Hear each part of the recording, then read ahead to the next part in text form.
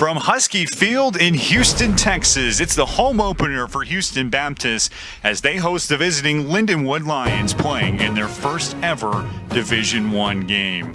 Hey everybody, welcome up to the broadcast booth. My name is Garrett Jones. On behalf of our whole crew, it's a privilege to be here with you tonight. I'm joined by the former Husky quarterback Jonathan Fleming in the booth. And Jonathan, HBU at 1-0. There's a lot of really good momentum for this group going into 2022. How they turn it into a win tonight?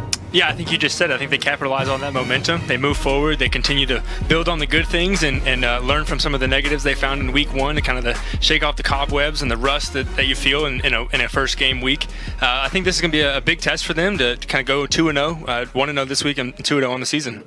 It should be a fantastic night of football. HBU, again, as we mentioned, 1-0 after the win on the road at Northern Colorado. That was a 46-34 defeat at the hands of the Lions.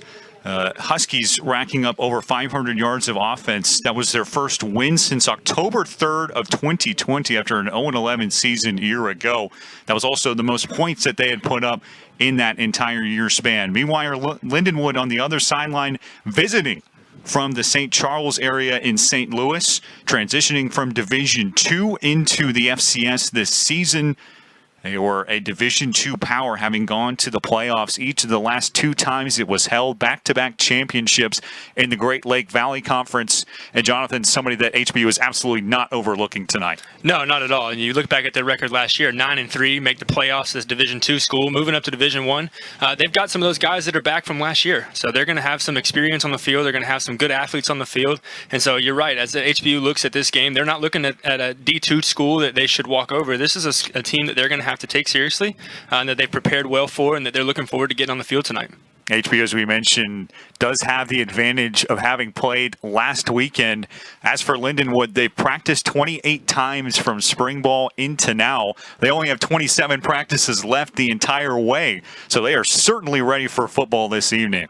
We are too, and we're glad that you're with us. HBU will don the orange uniforms for the first time in program history. Lindenwood will be in the road whites. It'll be the kicker, Logan Seibert, ready to boot it deep to the Huskies, ready to return. It's Brandon Walker and Deuce McMillan back there ready to return. First home game of the season for the HBU fans. They are ready for football here in Houston. Sit back, relax. So thankful that you made us your evening's entertainment.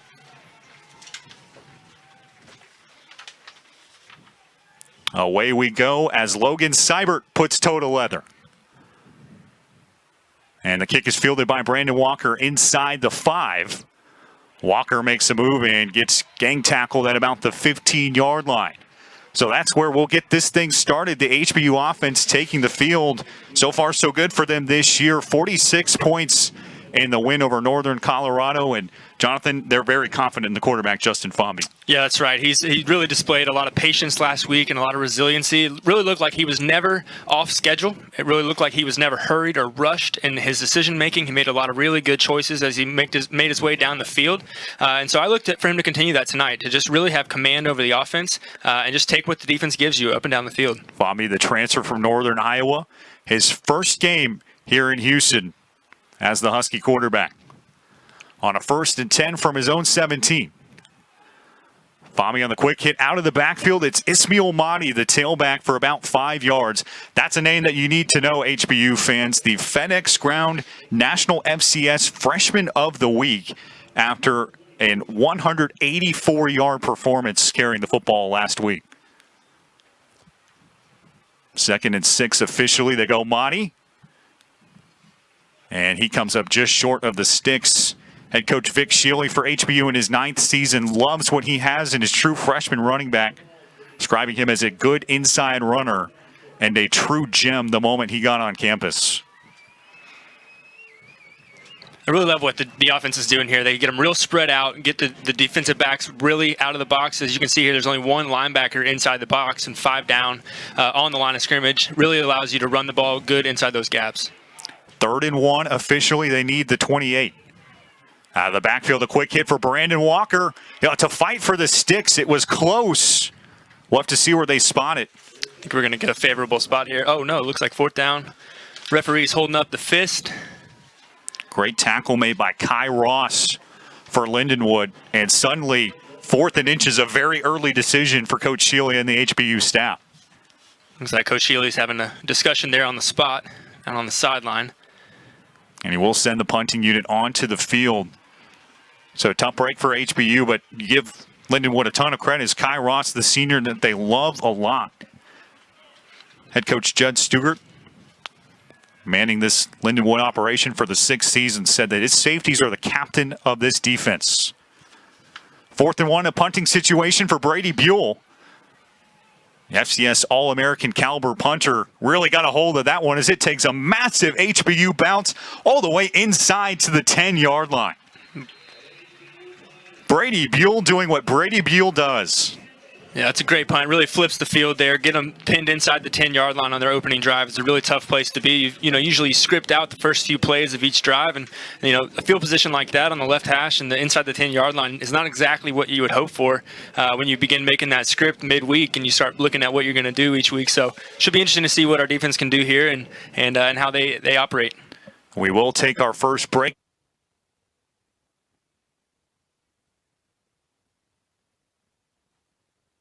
Lindenwood with the football for the first time in 2022 as the Lions take the field, their first game as a Division I program.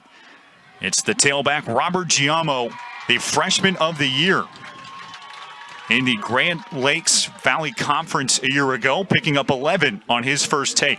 As an offense, that's what you're trying to do there. You're trying to get off the goal line, get yourself a little bit of space, try to operate your offense in a more traditional way that you'd like to do that. HBU going 3 and out on its first possession. Cade Brister is the quarterback for Lindenwood, a very experienced player. Been around this program for 5 seasons, the Offensive Player of the Year in 2019. Right back to the well, it's Giamo picking up another 11 yards and a first down. Yeah, this offensive line is looking really good right now. They're hitting their blocks. They're making a big gap for that running back, and he's just gashing the Husky defense right now. Lindenwood moves the chains on consecutive plays. Mentioned this group getting its first taste of football in 2022. Set up with a 1st and 10 in their own territory. Brister to the air. There's the quick hit. And a completion for a gain of about 5. Like Peyton Rose, the top returning receiver for this group, 700-plus yards a year ago.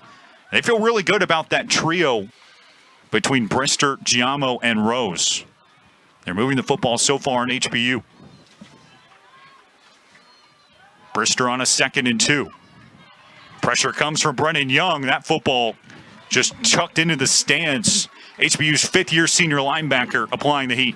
That's a good job there by the Huskies defense, applying a little bit of pressure there. That's what you're going to get from Brister, though. He's experienced. He's been around. He's played in this offense for a number of years, and so he's going to take what the defense gives you, and he's not going to try to force it down the field.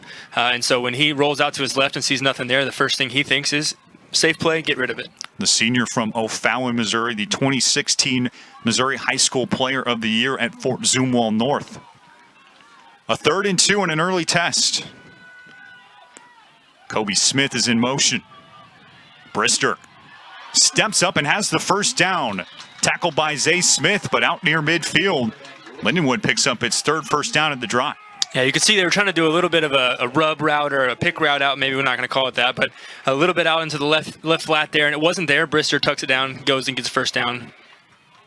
Lindenwood having a lot of success on the ground. This was an offense a year ago that put up 395 yards per game. 146 of those came on the ground. You will see the tight ends as you see them in motion. On a 1st and 10, they go back to Giamo. Giamo continuing to churn for yardage right near the sticks. He's still not down.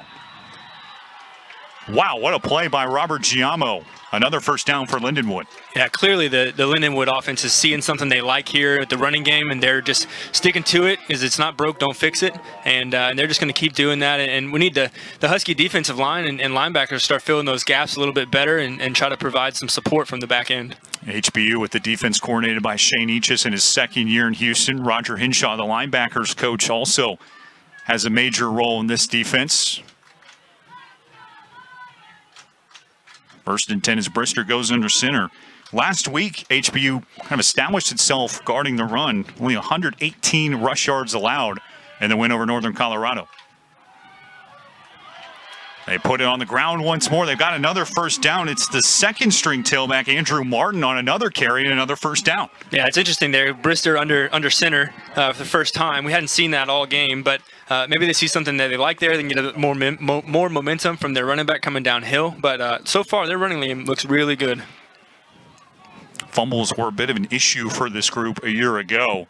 Other than that, we mentioned Giamo and, of course, Martin, who just got the ball and is on the field. A classic 1-2 punch at running back.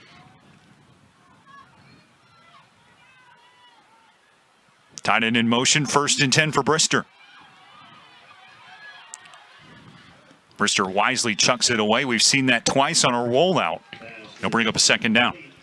Yeah, they try to roll out, but the Huskies did a good job there getting some pressure on that rollout, trying to stop him in his tracks. You can see he flips his hips and gets ready to throw the ball, and there's just nothing there. The back end, the secondary is doing a really good job of containing that, and they're sticking right with him. HBU in the win last week did go down 7-0 at the hands of Northern Colorado. Tightened up the defense toward the end of the first half.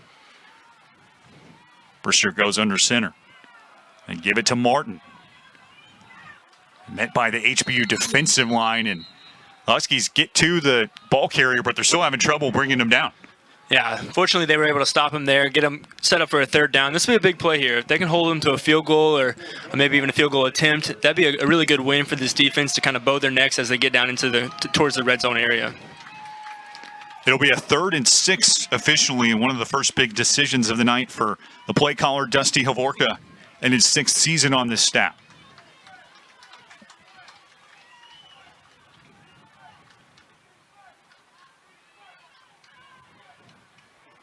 On 3rd down, it's Brister.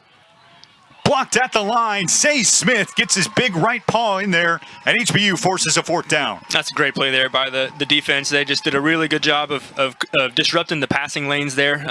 The Lindenwood Lions are really looking heavy towards the run. They've got 2 tights and only 2 receivers there, but the Huskies bowed their neck and made a great play on 3rd down. Luke Horner also in on the deflection.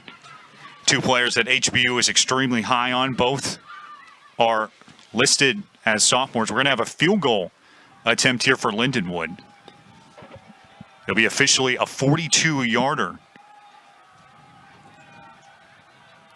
We've got a field goal try here as Logan Seibert, the brother of Austin, sends that one right through the uprights. Some NFL family.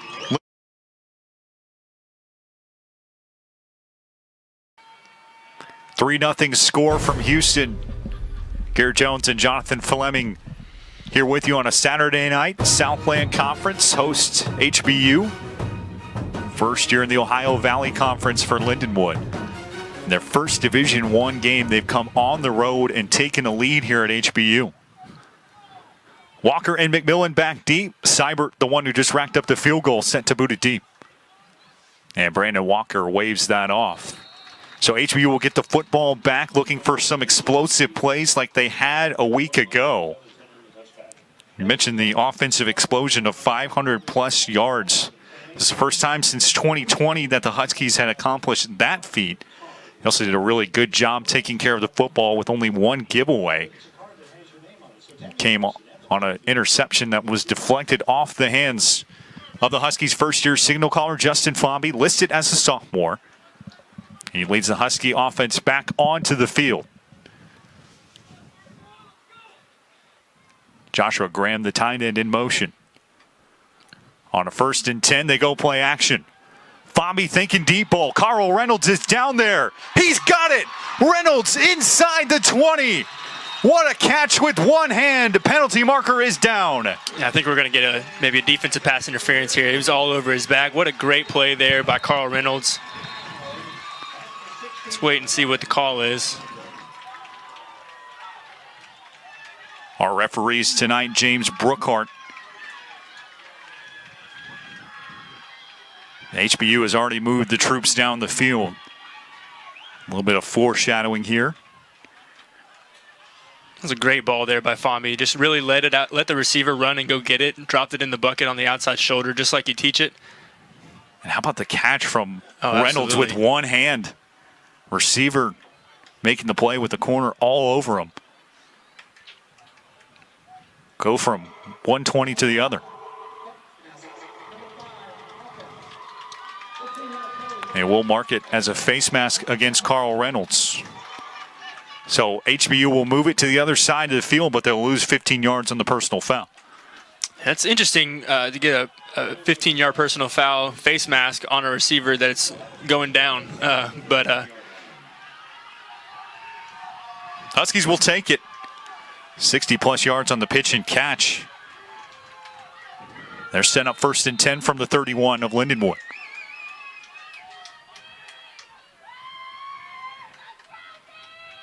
Fomby back to throw.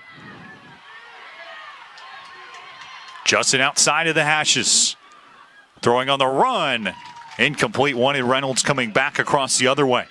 Yeah, Fomby did a great job there, getting out, escaping the pressure to his right, getting out to his left, but really not trying to force anything downfield. He still put a ball where only his receiver could get it, and it's one thing that he's going to do all night. He did it last week as well. But we're going to consistently see him take care of the ball. That's really all you can ask for from your starter. Coach Vic Shealy said they love how Fomby can extend plays. Pocket passer archetype, but they say he can move his feet. Proving it there. Desmond Young in motion. They go to Monty on a 2nd and 10, and he is met at the line of scrimmage. I'd like to see him maybe take advantage of some of these motions that they're using. It creates confusion for your defense when you see guys running all over the backfield and try to create some stress on those outside defenders. Try to maybe throw a bubble screen out to one of those guys here soon. Look like Jordan Lawrence getting the push there. So now a 3rd down and 8 for HBU.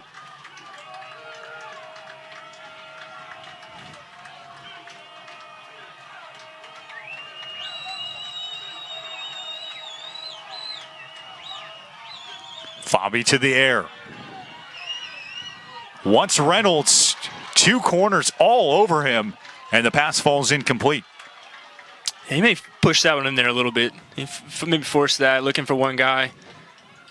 Look like good coverage there from Wesley Hines. Tyrone Griffin also in.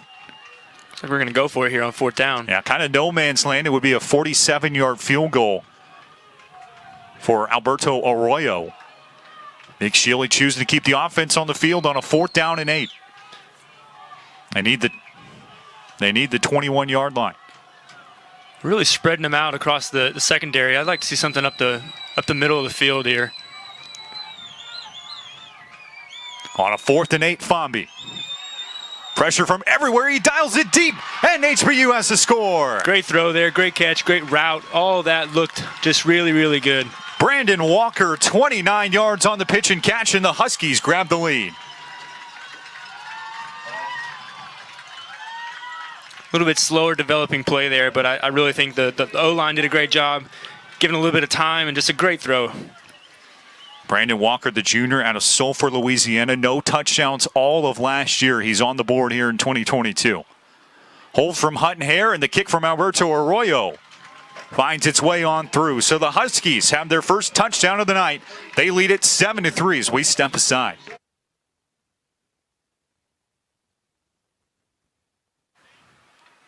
HBU with the 4-point lead. It only takes a minute and 20 seconds for Justin Fomby to drive the troops up the field and give the Huskies their first advantage of the night.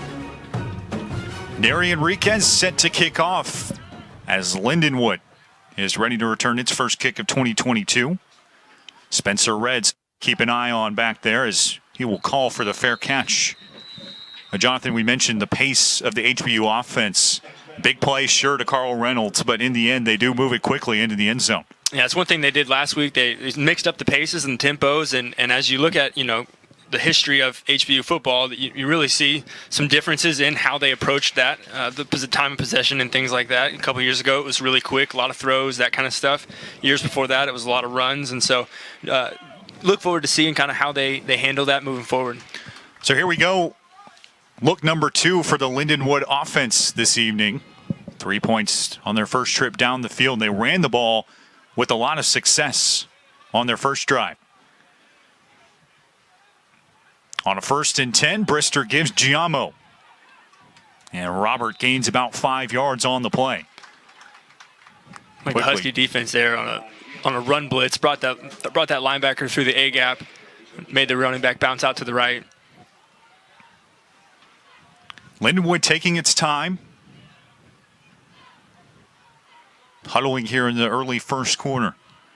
First Division I game for the newest members of the Ohio Valley Conference. They go Giamo again, and HBU as it's snuffed out. Delvin Mason leads the charge on the loss. Great job there by the Husky D-line. A little bit different personnel here by the Lions. They've got just one tight end in there now and 3 receivers. Curious to see if they go back to what was successful before, or if they stick with this different personnel look. Market has a loss of 2 for Mason. Delvin, the sophomore out of Waco, Texas. A tackle for loss a week ago. McSheely said that Mason's the most productive defensive player they have coming out of camp. On a 3rd down and 6, Brister finds his man, Kobe Smith, right near the stick, spinning out of the Isaiah Cash tackle. Looks like he's got enough for the first. Yeah, they brought that guy from the right side in motion. Gets a little bit more stress on the outside defenders out here on the field side. But really great throw there, great catch by the receiver. That's a player that Lindenwood is extremely excited about. Smith, the transfer from San Diego State, a fantastic program in the Mountain West. One of their highest caliber transfers in their first year as a Division I school. Rose in motion. They swing it to him out of the backfield, looking for the double pass. Greenewald in coverage, and it's incomplete, intended for Smith. Great job there by that corner out there. He really could have bid on the run fakes that were going on there, but stayed disciplined, stayed with the receiver step for step. That's Travis Greenewald.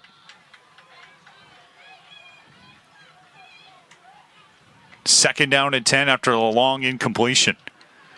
Greenewald, the sophomore out of LaPorte. Good to see him healthy on the field. Battled a knee injury through camp. Lindenwood back under center on a 2nd down and 10.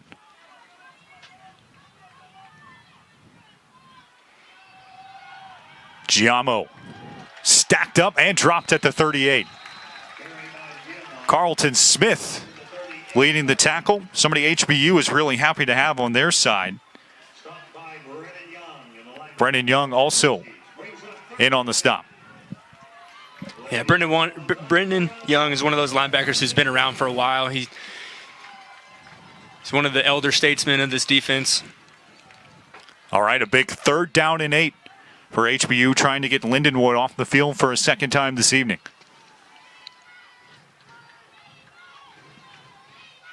On 3rd down, Brister. Pressure comes. Brister takes it himself. Slides down at the 45. A lot of green to operate, and he'll move the sticks. Yeah, this is one of the first times we've seen the Lions offense spread out as wide as they were. The Huskies secondary really stuck with their man and unfortunately gave up a lot of yardage and a lot of green out there. So Lindenwood moves the chains once more. Already 63 yards on the ground and counting. Giamo stacked up and dropped. Delvin Mason made the initial hit. Minimal gain there for Giamo. What a start to the game for Mason. Ball will be placed on the 46. It'll be a 2nd down and 7 upcoming. HBU feels like, according to Shealy, that they have an all-conference caliber player in Delvin Mason.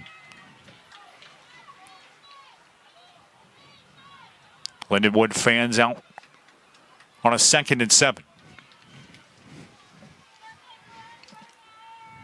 Brister play action. Rose with the catch at the 30, quickly slung down, but not before picking up a 1st down. Yeah, it looked to be a run-pass option there, just depending on what the linebacker and the defensive end there do. He's going to either pull it or he's going to give it to the running back if he's got space. And everybody crashed down pretty hard, and can understand why. They've been pretty successful with the run game so far, and so it leaves the pass route outside open. Lindenwood moves the chains once more. Already 6 first downs in this young game.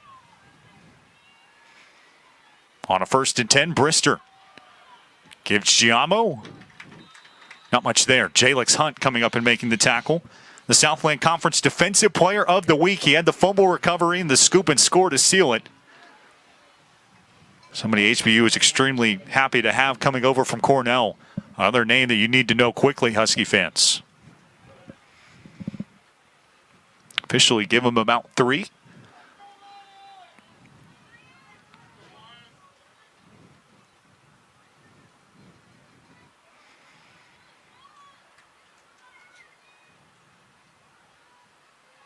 On a 2nd and 7, Giamo running right guard. He's quickly brought down.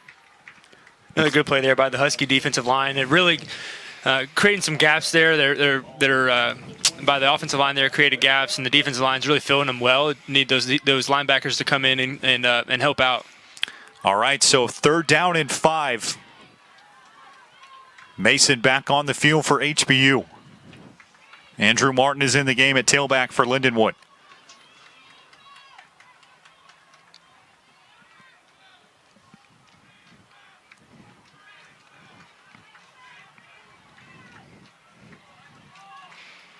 Play clock is down to 3.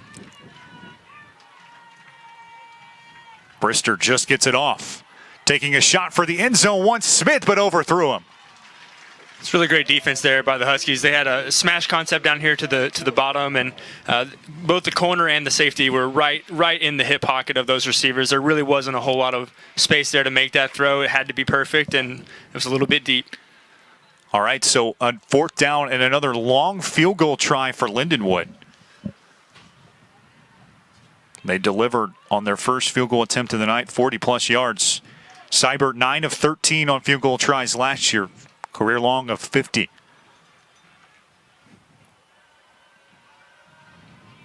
Seibert's kick is good. So 2 long field goals for Lindenwood. HBU able to get the offense off the field on a couple of 3rd and longs. They come up with points both trust. Lindenwood set to boot it deep. We've seen a lot of scoring here early on. Could be in for a barn burner this evening. Logan Seibert responsible for all 6 of Lindenwood's points. Brandon Walker will let that one go. So it'll be 1st and 10 for the HBU offense from their own 25-yard line. Jonathan, what do you like from Justin Fomby so far? So far, he's been really consistent. I think the throws that he's made, maybe with the exception of one where he tried to kind of fit it into a pretty tight window. I mean, everything that he's been doing and everything he's been throwing has been on schedule. And when it's not on schedule, he makes the wise decision and gets out of there. And so I really like the consistency that we've seen from him so far. I'd like to see a little bit more consistency in the terms of the drives. Right, we had a pretty short drive the first one, and then a pretty big play the second one. So let's string together some good plays here and really see some good stuff. Man in motion. They get it out to Deuce McMillan, and he scoots near the 30-yard line. That's a talented freshman to keep an eye on for HBU fans. The freshman out of Tompkins High School. Looks like we're going to pick the pace up here. Be a 2nd down and short. This is they officially spot McMillan 9 yards. Fomby on the play fake. Catch is made. Hard hit at the 45-yard line, but HBU still moves the chains. That's McMillan making a catch. Great catch there. Great concentration. And again, the center is ready for the ball before the referee can even put the ball on the field. 1st down and 10. Fomby missed there. Yeah, Jonathan, you mentioned it. If you haven't seen HBU football before, you haven't noticed tonight, they love the breakneck, no-huddle pace of offense. They've found a lot of momentum with that over the past 3 seasons or so. Last year was an 0-11 campaign in which head coach Vic Shealy said was the most injured he had ever seen a football team, so they had to really strip it down to the studs and employ some basic concepts. But when they are at their best, offensive coordinator Cedric Cormier does want it going as quickly as it can go. They give Motti his meal down to about the 50. Yeah, and just to follow up on that, there's a lot of reasons for that. Obviously, it keeps you have control of the tempo. You can control that completely. And another thing it does is it puts the defense in a bind. They can't substitute if you don't substitute. And so if you run the same personnel out there every single play, you can go as fast as you want, and the defenses cannot do anything about it. Final minute of the first quarter. Early test for the Huskies on a 3rd down and 6. Penalty flag flies. Free play for Fomby, and he falls down at the 45. We'll have to see what the dirty laundry is. Looked like maybe Lindenwood jumped early. Yeah, I think the center there just snapped as soon as he felt the presence in the neutral zone. I think we're going to get a 5-yard advancement here.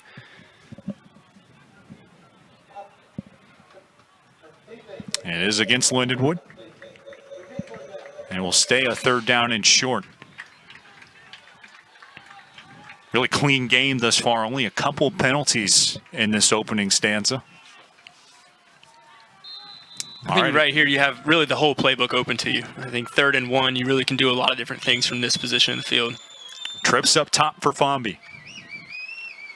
They go Mahdi. Lindenwood got a great push, and down Ismail goes. Great interior defense. Sterling Williams leads the charge. Darian Mullins also in on the stop. Got a tough decision here. 4th and 1 going in. I think looks like we're going to go for it here. And they can take it to the end of the quarter and think about it during the TV timeout. That appears to be the call for head coach Vic Shealy. So that's the end of quarter number 1. Great start for HBU. They lead 7-6 and are moving the football. A decision to be made on the other side of a break. Don't go anywhere. To Jonathan Fleming here on a Saturday night in Houston. A 4th down and short. Vic Shealy playing for keeps early. Ball's on the 46. HBU needs the 44. They will go for it. Mahdi fighting for the sticks. Looks like he got just enough. Yeah, I think he's going to get 1st down here. And it's interesting that they go from the pistol and gives Mahdi a little bit extra speed, a little bit extra roll into that first down. Speaking of speed, HBU goes quickly on a 1st and 10. Play fake for Fomby, dialing it up deep. Once Fuller. The ball is underthrown and tipped away, nearly intercepted. Great play there on the back end from Darian Bolden in coverage. There's a lot of white jerseys around that ball coming down. Yeah, Fomby looked like he had what he wanted early as that play developed. Good pressure there from the Lindenwood defensive line. Huskies with the lead at this point in the game, thanks to a 29-yard passing touchdown from Fomby to Walker in the first. On a 2nd down and 10, Mahdi makes a man miss. Ismail Mahdi gets thrown down to the ground around the 35. One of his first big runs of the night. The Huskies will stack him up here and try to find the weakness. Very quickly on a 1st and 10, Fomby back to McMillan. That ball falls incomplete. Wow, it was nearly intercepted. Lindenwood tipped that thing around a couple times. Matt Barnett almost came up with it. It's one of those things you hate as a quarterback. You see that ball deflect off somebody up into the air instead of down onto the ground. It kind of hold your breath for a second just to see what happens. Yeah, Fomby with 5 passing touchdowns as they run in this season. His only interception came off a deflection a week ago at Northern Colorado.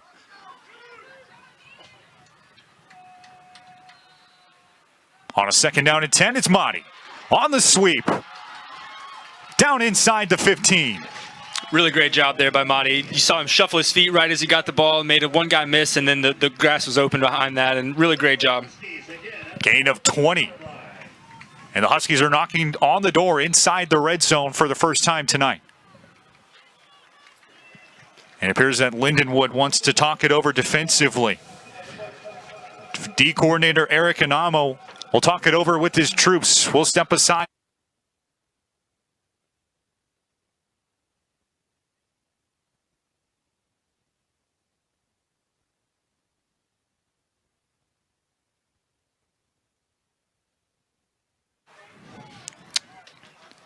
Back with you from HBU. Huskies are knocking on the door. It's a first down and 10 inside the 15. Ismail Fuller's in motion. Fomby spikes it into the ground. They got a touchdown off that play a week ago when Fuller swung around in the wheel route. But Fomby wisely chooses to eat that ball. Yeah, Mahdi kind of got into the scrum there, never really got out. Kind of holding his hands out like he might have got held there. But, you know, if you get in there too far, you can't get back out, and the screenplay is dead. So great job there by Fomby, putting it in the ground, save it for another play. 6 for his first 12 through the air. Jalen Fudge Woods joins the backfield. Play fake it to him. Fomby wrestled down. It's Lawrence on the sack. It's like Fomby lost his helmet here, so he'll have to come off for a play. But great job there by the Lindenwood defense, putting the pressure on when it needs to be on, and see how the Huskies respond to that. So Justin Fomby will have to come off the field. It's an NCAA rule that when a player loses his lid, you have to give him one play off as a matter of caution against concussion. Orion Olivas, the sophomore, started 7 games last year for HBU, is in at quarterback for this play. Man in motion, Olivas to the air. They check it down, McMillan. Skirts out of bounds near the 15-yard line. Needed much more than that. But the Huskies set up a more favorable field goal attempt. Yeah, and while that's not a first down and it doesn't score a touchdown and it lets us kick a field goal, but that's a really great job there by Orion coming in, doing what he needs to do, and it's really tough to come off the sideline and throw a pass. So, you know, a lot of times you hope you can come in and just hand it off, but really great job there by him. Alberto Arroyo will try a 37-yarder. California native, first year in the HBU program. And he is 3 for his first 3 on place kicks. HBU takes a 4-point lead.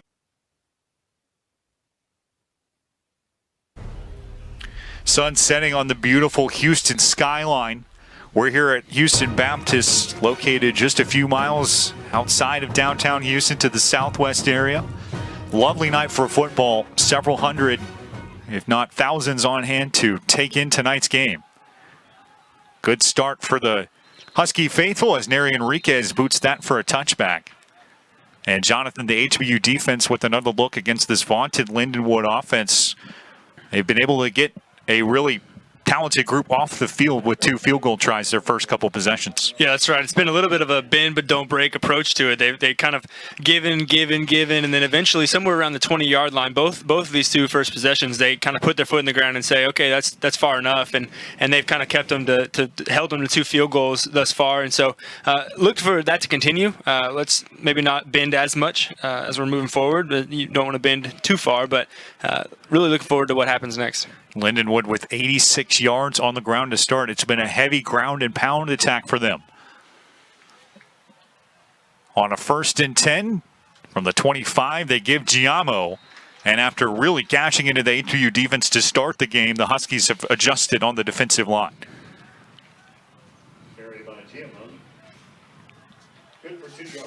Giamo picks up 2, the sophomore from Bartlett, Tennessee.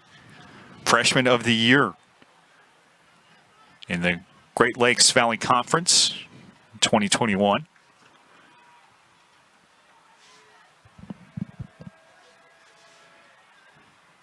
On 2nd down and 7, it's Brister. A couple of pumps, and then slung down to the ground by Peyton Kennedy at the 32. Great job there by Peyton Kennedy, doing a good job, not leaving his feet when the pump fake happens, but staying grounded and making a tackle there. Brings up 3rd and about 4. Peyton Kennedy, the sophomore out of Tyler, had a heart procedure recently. Coach Vic Shilley said he never gave in after that procedure, described him as a punch-through concrete cut type of guy. Fantastic wordplay there from Coach Shilley. 3rd down and 3, Brister to the air. Kobe Smith makes the catch. A penalty marker is down in the backfield. And spotted near the 40. It's in the area that you would usually see holding. And the offensive line for Lindenwood is headed backwards.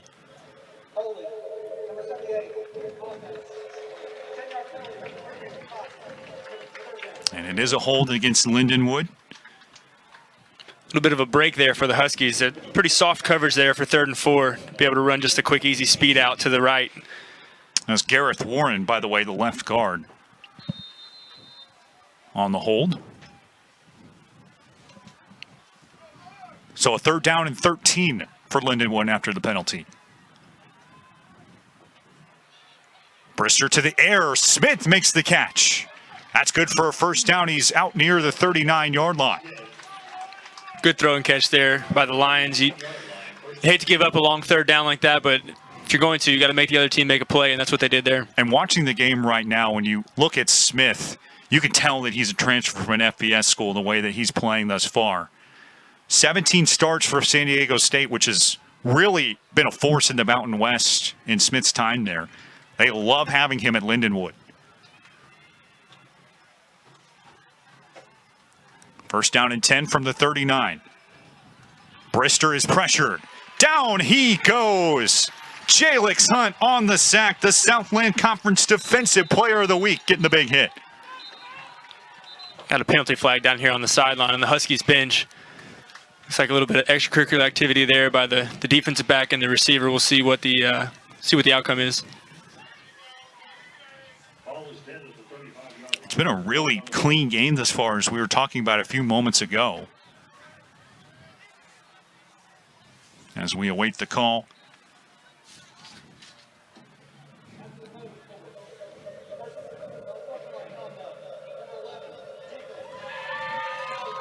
And it's unsportsmanlike conduct against Davion Hargrove. That's the 2nd penalty of the night for HBU.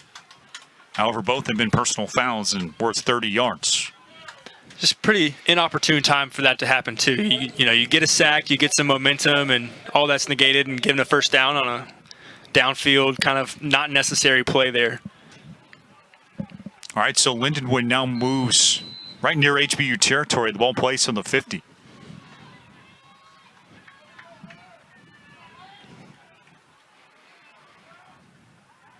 Play fake to Giamo. Brister has a man downfield. It's caught. That's the tight end, Chase Landcrete. Moving the chains near the 40 and a 1st down for Lindenwood.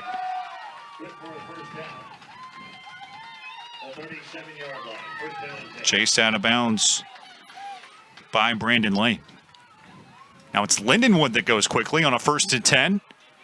Look out right. The ball comes loose. HBU is on it.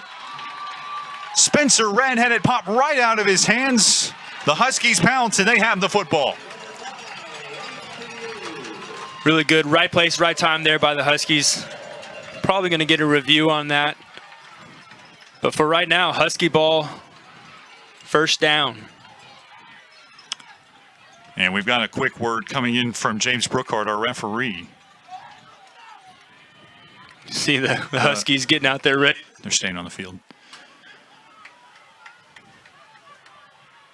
The players are staying on the field.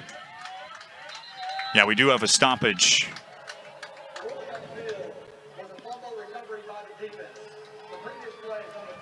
That's just you thought, Jonathan.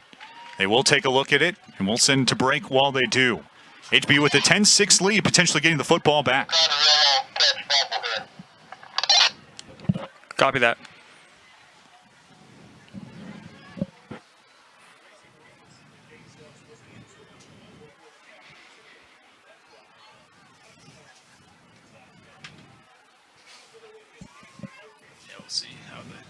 Yeah, you knew it right from. That's one of those plays. Are they? You think they're reviewing whether he had it or whether he caught it at all? Yeah, they said catch/fumble.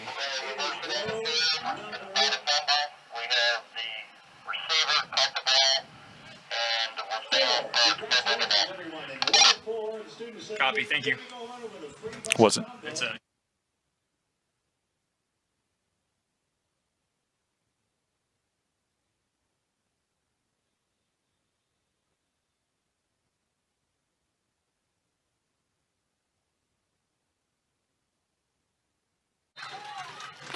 Back in Houston, the replay confirming that there was a catch and no fumble. So Lindenwood with the football. 2nd down and 7 on the HBU 34.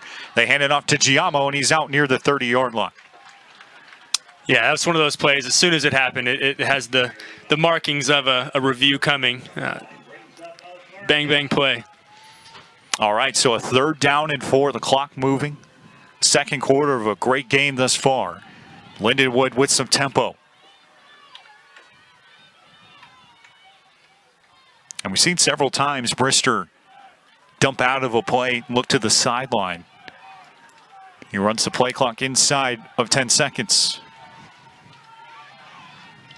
Huskies show blitz.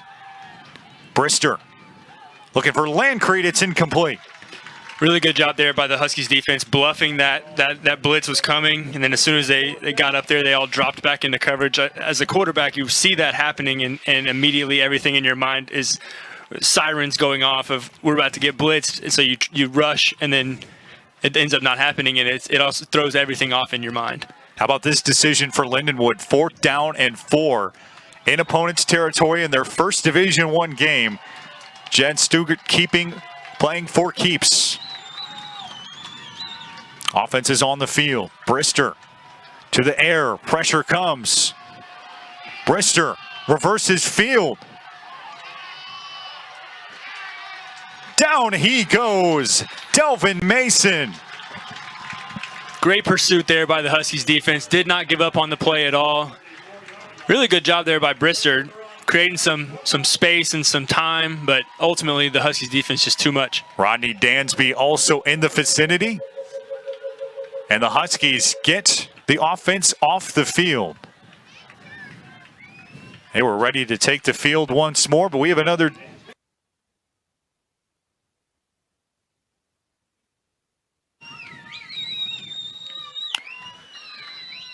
Back with you from Husky Field. Dunham Field at Husky Stadium. Ismail Monty out of the backfield on a 1st and 10. Justin Fomby right to the air. Forward progress called at the 40-yard line. Dion Cormier on his first catch of the day. Came about 5 yards, and the Huskies go quickly after the defense got them off the field on a 4th down stop on their own 31. Fomby steps up out of the backfield. Reynolds down to about the 47. Carl Reynolds, the transfer from Navarro College up in Corsicana. JUCO All-American, already made a big 60-plus yard catch on the night. HBU moves the chains and goes quickly. On play action, Fomby right back to Cormier. It's incomplete.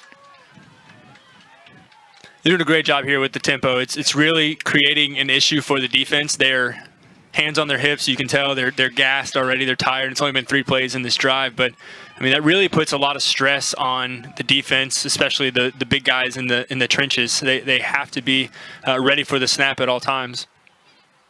Cormier, the intended target, the son of offensive coordinator Cedric Cormier.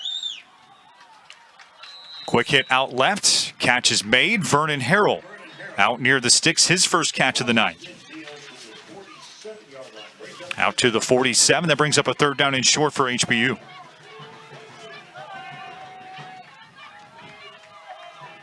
And suddenly you see a reversal. No tempo here in the 3rd down situation. Yeah, a little bit of it's a cat and mouse game. And you try to get up and get ready as quick as possible, but then you kind of pull off a little bit and really get set. Motti in the backfield. Brandon Walker's in motion.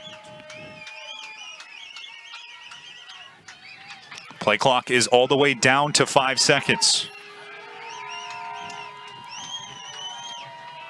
Down to 1. Fomby dialing the deep ball. Harrell adjusts. It's nearly intercepted.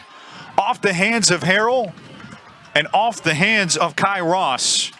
Vernon wants a penalty flag. He won't get one. Yeah, he saw the Huskies adjust there on third and medium. They sent the motion across, realized it was man coverage, and decided to take the one-on-one down the sideline and try to take a shot at it. And maybe there was some tugging and some pulling, but really that's just a football play, and the refs are letting them play a little bit in that regard. And so 4th down, unfortunately, and here comes the punt. Brady Buell will send it away. HBU looking for its first 2-0 start in program history. Lindenwood in its first ever Division I game. End-over-end kick for Brady Buell. And it takes a Lindenwood bounce, and a long snapper, Caleb Halfman, is inside the 20 there to down it. And we will step aside once more.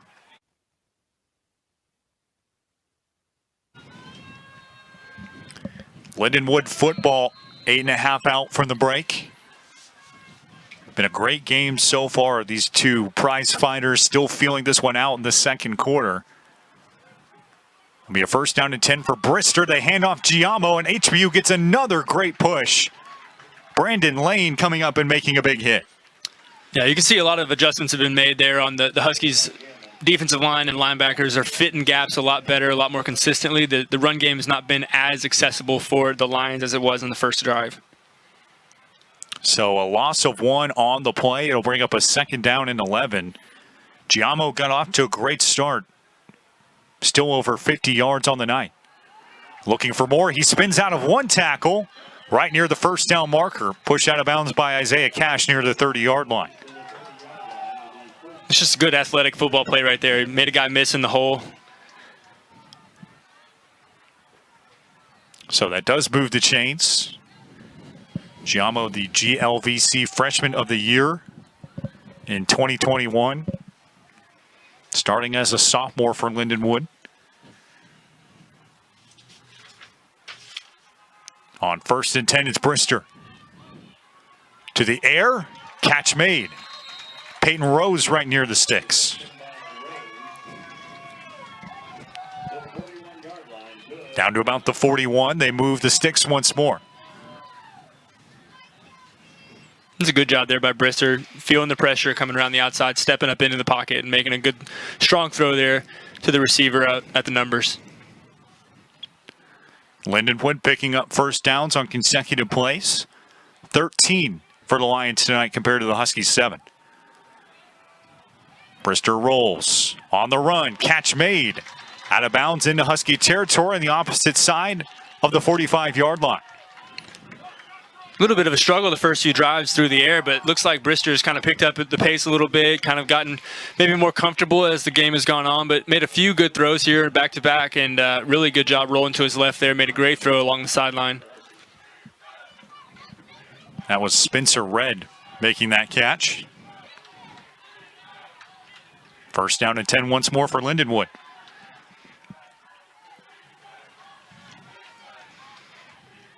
Tight end Lane Crete in motion. They go on the ground. Giamo blasted back. Pickup of a couple. Isaiah Cash coming in and laying the boom. They'll bring up a second down and long.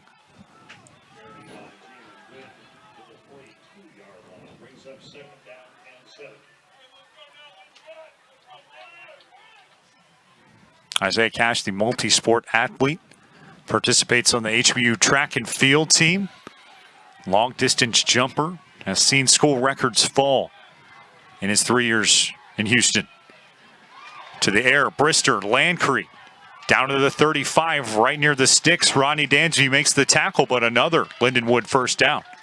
Good throw there by Brister. The snap was a little high, had to kind of jump. A lot of times that throws off your rhythm and timing, but good job there getting his feet back underneath him, making a good strong throw out to the sideline. Brister encroaching on the 100-yard mark on the night, still looking for his first passing touchdown.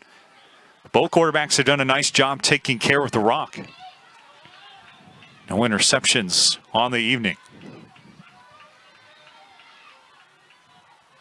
Smith is in motion. On a 1st and 10. Brister pressured and sacked. Luke Horner, Brandon Lane, and Lordswell, Ua, and Duque in on the hit. Really great job there by the defensive line, linebackers. They brought the blitz, those outside linebackers, and got home. How about Lordswell, Ua, and Duque? The sophomore out of Hutto. Played one game last year, but a player that the Husky defensive coaches are extremely excited about.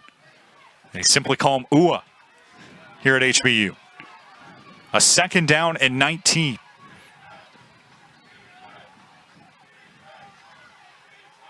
Brister. Looking near side, there's Landcrete. Catch is made, and he scoots out near the 30-yard line. Coy Miller comes up and makes the play. And Jonathan, again, another third down and long situation. Yeah, they were able to get a little bit of that back on second down, which is what you want. So now you've got a little bit more manageable, but you're right. It's a third and medium to long, and kind of puts your offense in a bind and allows the defense to be aggressive here. So let's see what the Husky coaches can draw up as far as blitz, or if they want to play more coverage. We'll see what happens. But you're in that kind of dangerous part of the field where you really can't afford to be too aggressive. 3rd and 7.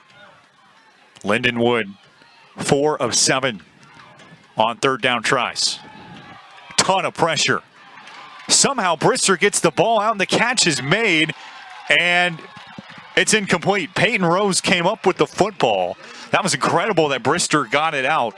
Yeah, there's lots of pressure there. It looks like the umpire had the best view at it right there in the middle of the field, and he's the one that overruled the outside sideline referees to rule that incomplete. But really close play, really great job there by Brister to even get it off at all. So 4th down and 7 from the 32-yard line of HBU. Judd Stugart will have a big decision to make. They've already gone for it on a 4th down and short from the HBU 31. This is a 30-second timeout, so we'll keep it here. Lindenwood again playing in its first ever Division I game. Really not exactly dialing it back. They're playing extremely aggressive. Coach Stugart told us this week, hey, look, we feel like we belong here, but we haven't proven anything. And they want to this year in the Ohio Valley Conference. Said that the transition has been a lot on his guys. They decided, the school did, that they were going to move into the OVC, accepting the invitation back in February. Jonathan, you were part of a startup here at HBU, the first quarterback in school history. You know what that's like, taking something and expanding it to another level of football. Yeah, that's right. You try to manage expectations a little bit, but you certainly don't want to shy away from the competition. And so you really have to go into it with an eyes wide open point of view and perspective to know that there's going to be challenges and there's going to be struggles here and there. But ultimately, you're establishing something that's going to be a legacy down the road. And that's what Lindenwood's trying to do, and that's what we try to do at HBU. Well, they're playing for keeps. Their second 4th down try of the night. They need 7 yards to get to the 25. HBU rushes 4. Landcrete denied. Coy Miller makes the hit.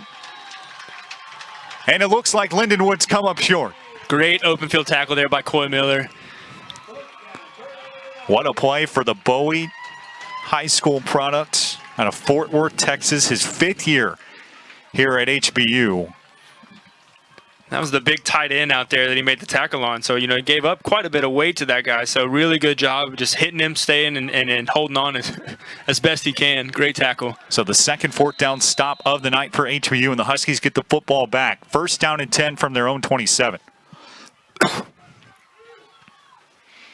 On 1st down and 10, they give Mahdi running out to the 30-yard line.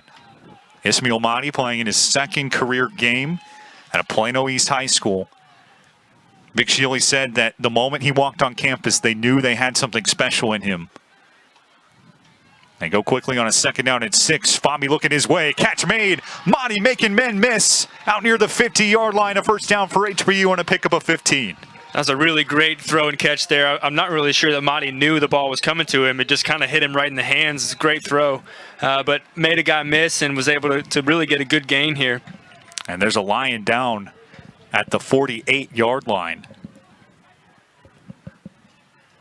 Can't quite get a number.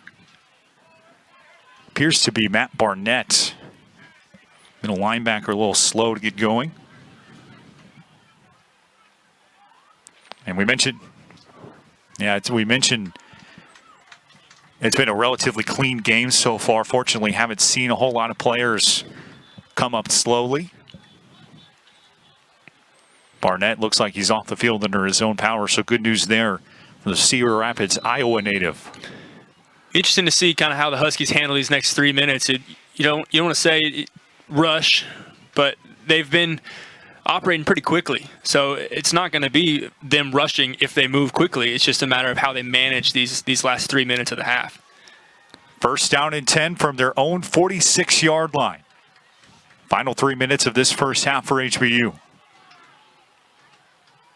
Body on the ground. Fighting for the 50-yard line on the inside lane. Coach Shealy mentioned that they love what he can do as an inside runner. Very strong player. So much so that the Huskies strength and performance coach, Trevor Kanya, told Shealy day one, this kid is something to marvel at. High throw, caught. Ismail Fuller inside the 40-yard line. Pitch and catch, and HBU moves the chains into Lindenwood territory. Yeah, they run a stack formation there and run a little bench route. I mean, got a short speed out and a deeper corner route. Just got to read the corner. Made a good read there. Great throw. Great catch there by 17. Ismail Fuller out of North Shore. Big part of what HBU did offensively last year. Huskies inside the 35 the final 2 minutes. Quick hit back to him, incomplete. Better coverage that time from Wesley Hines. It'll be a second down.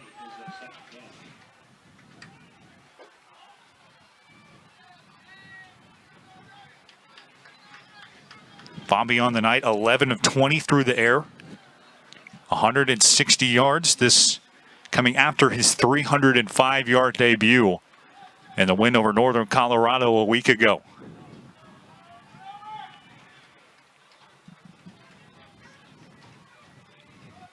On second down and 10, Motti looking to extend the play. He is denied back at the 40-yard line. A penalty marker flies in, but Jaden Patrick came into the backfield and made the stop. Fomby is already pointing at the defense here. We'll wait to see what the call is.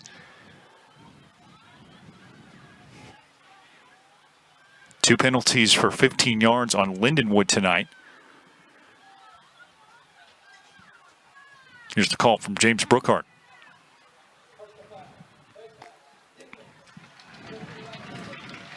And it's a 15-yard penalty, so the Huskies move closer into Lindenwood territory. This game's kind of been the opposite. If you watch the Alabama-Texas game earlier today, Alabama set a record for penalties in the Nick Saban era. Over 15 yellow hankies against the Crimson Tide. Both teams have played really disciplined tonight. Yeah, it doesn't look like this is Lindenwood's first game. Very clean, very disciplined. I guess it's those 28 practices that they had this year. First down and 10 from the 25. Here's Fomby. Nobody open. Justin got a man in the end zone, just a little underthrown. He had his man on an island. That's a tough place to put that football. Yeah, he tried to go double move up to the top. He had a little bit of a pump fake there, and the receiver just couldn't get off the contact that he looked like maybe he initiated. There was no flag there, but as you roll to your left and try to throw down to the end zone, the ball just fades a little bit or goes out to the left. Looking for Ismail Fuller. So a second down and 10 for HBU on the Lindenwood 25-yard line. Motti fakes the reverse. Looking for the corner. Out near the first down marker, down to about the 15-yard line.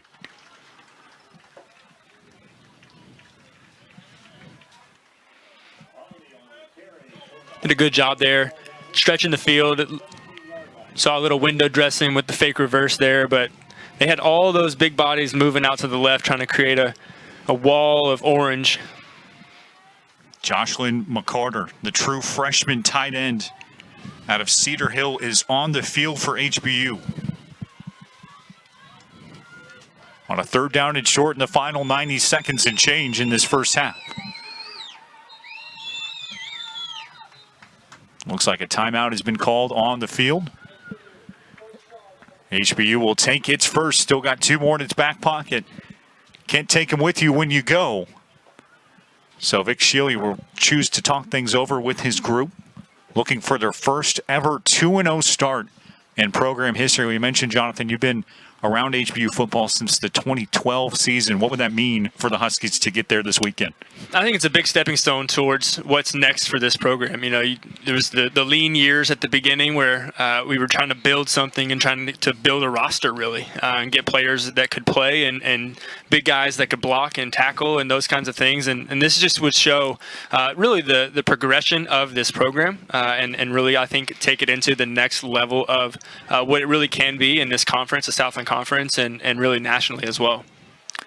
5-7 season after starting 5-1, found themselves ranked in 2019. Played just 4 games in 2020, went 1-3, 0-11 last year. Here they're 1-0 in 2022. Looking to capitalize on this 3rd down and 2. Fambi out for Mahdi, hard hit, and the ball drops incomplete. Another hard hit from Kai Ross. He has been all over the field in the Lindenwood secondary. Yeah, they tried to set up a little screen out there to 6 and get a little bit of some lead blockers out there in front of him, but the Lindenwood defense read that all the way and had plenty of people over there to make the tackle, and unfortunately couldn't even catch the ball to be tackled. So really good defensive play there. We'll see what happens on 4th down. 1:34 left in the half, 2 yards to gain. HBU needs the 15-yard line. On a 4th and 2, Fambi, wide open body. Can he make a man miss? He shakes him off and darts for the end zone. Touchdown HBU as Fambi connects with Mahdi. Absolutely, just a great athletic play there. Mahdi making a man miss, and that's Kai Ross, the same guy who just laid the lumber the play before, but we get to see some really good football, throw and catch there and make a guy miss and go score a touchdown. How about that start for that duo out of the backfield? Alberto Arroyo on for the PAT. And on a 4th down and 2, the Huskies get 6 out of it. Alberto Arroyo makes it 7. 17-6 HBU. Lindenwood will get the football back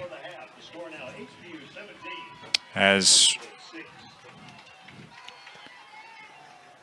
this really shows you what a special player Mahdi is. Right. I mean, he's not just dynamic as a running back, but he's catching the ball out of the backfield. He's making guys miss. He's running, down the field. He's very fast, but he can do a lot of different things. He's got great hands, and so I can understand why Coach Shealy is just so excited about a guy like that, because those are program kind of staples that you got a guy like that on your roster. He can make you look really good in the long run, and so keep giving him the ball and keep letting him do what he does, and he'll keep making you look good. And how about Justin Fambi? Already 2 passing touchdowns on the night, already up to 6 on the season. Lindenwood with the chance to respond. They have 1 timeout. HBU set to kick off in the final 90 seconds here of the first half.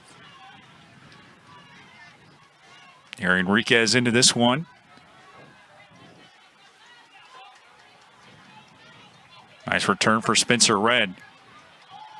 Hard hit at the 24-yard line. So that's where Lindenwood will set up. The HBU defense has kept a pretty potent Lindenwood attack out of the end zone tonight. There's a penalty marker down on the return.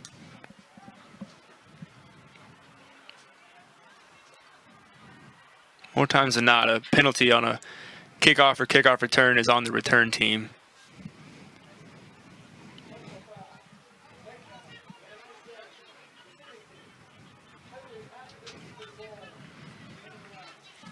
And it's a face mask coming on Lloyd Lockett of Lindenwood. Try saying that 5 times fast. So that makes what was already a tough proposition a little tougher for Dusty Havorka and the play selection for Lindenwood. Down by 11 points. They have 1 minute and 21 seconds and 1 timeout to try to go 88 yards and try to score.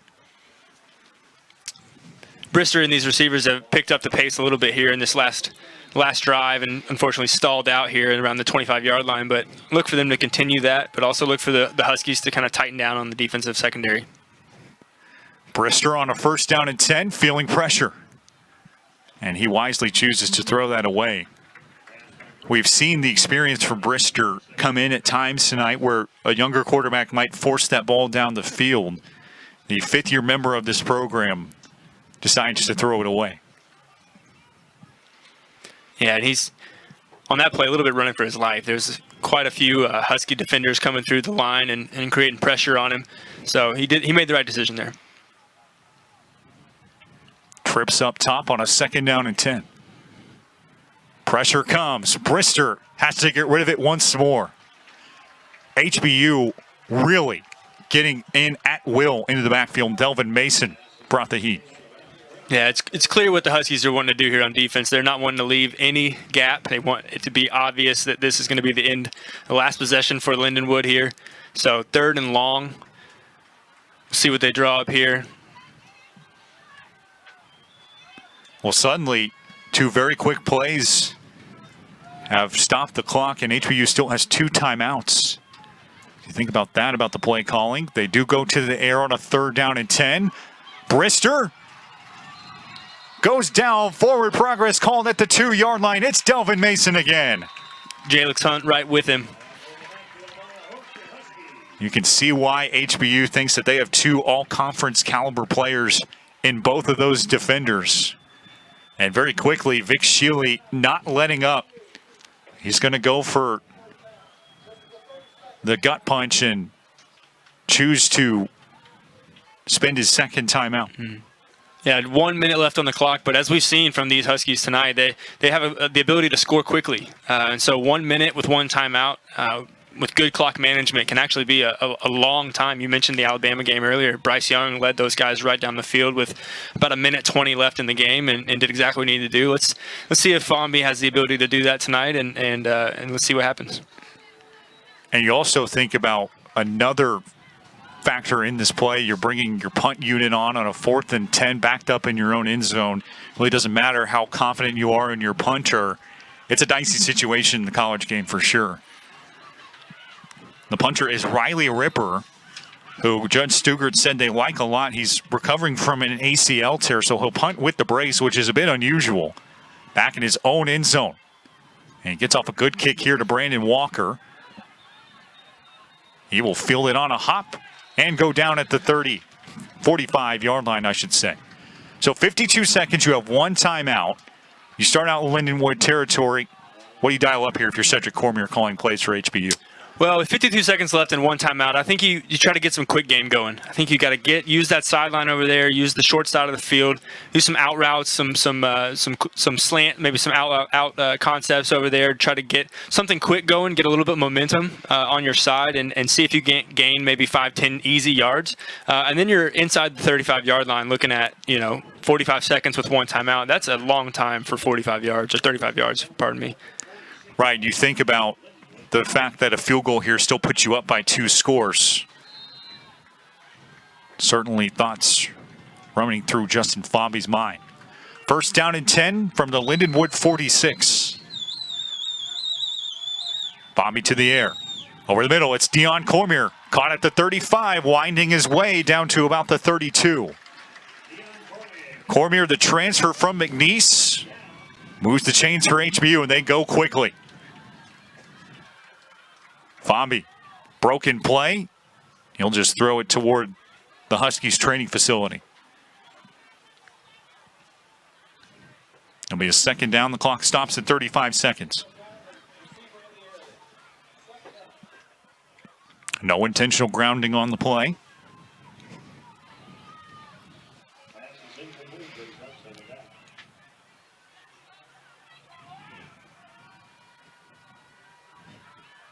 Three wide receivers to Fomby's left. Justin to the air, over the middle, incomplete. Wanted Cormier again. Great coverage once more. Brings up a 3rd and long. I think you got to get some of this back. I think probably in this situation you're not afraid to go for it on 4th down in this area. But if you're looking at 4th and 10, it's a little bit different of a decision than 4th and anything less than about 3. 3rd and 10 from the 33. Vic Shealy said that he feels comfortable with his kickers anywhere inside the 30.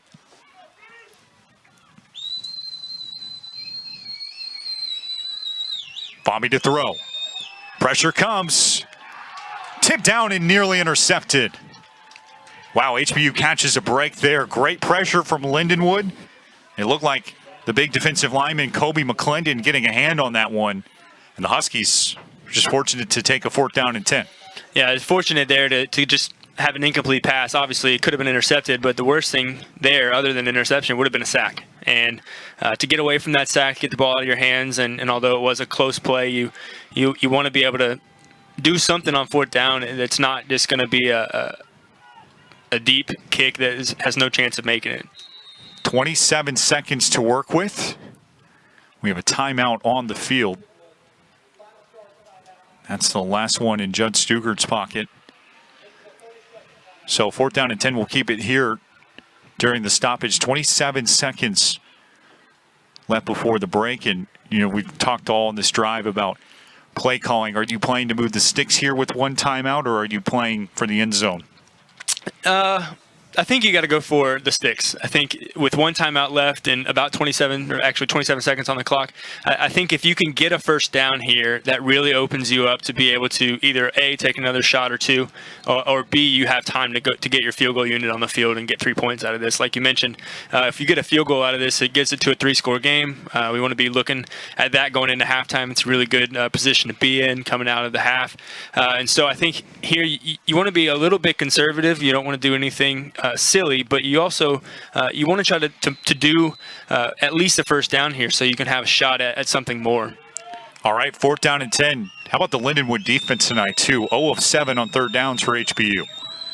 Looking to convert another 4th. Fomby to the air, caught near the sticks, extending inside the 25. That will be close. It's Carl Reynolds making the catch, and we'll see where they spot it. Yeah, it's going to come down to the spot over there on the sideline. First down, Lindenwood is the signal there from the ref. What an effort there by Fomby to extend that play, though, and get the ball to Reynolds. Yeah, and although it's not a first down and it's not points, it's 10 more yards away from Lindenwood scoring a touchdown. Right. So with 0 timeouts and 18 seconds, they're probably going to just get to halftime. They do get the ball out of the break. That's correct. It's certainly worth noting. You mentioned the Lion defense holding HBU 0 of 7 on 3rd downs tonight. They've held the Huskies to 3 out of 4 on 4th downs. That's really been the difference in this game. And it does appear that Brister will knee it out and take it to the locker room. So a really good start to a great game on a Saturday night. HBU will take a 17-6 lead after 2. Lindenwood will receive the football out of the gates in the 3rd quarter. Really glad you're with us. We got plenty of football left. Do not go anywhere. We'll step aside. Be right back with you.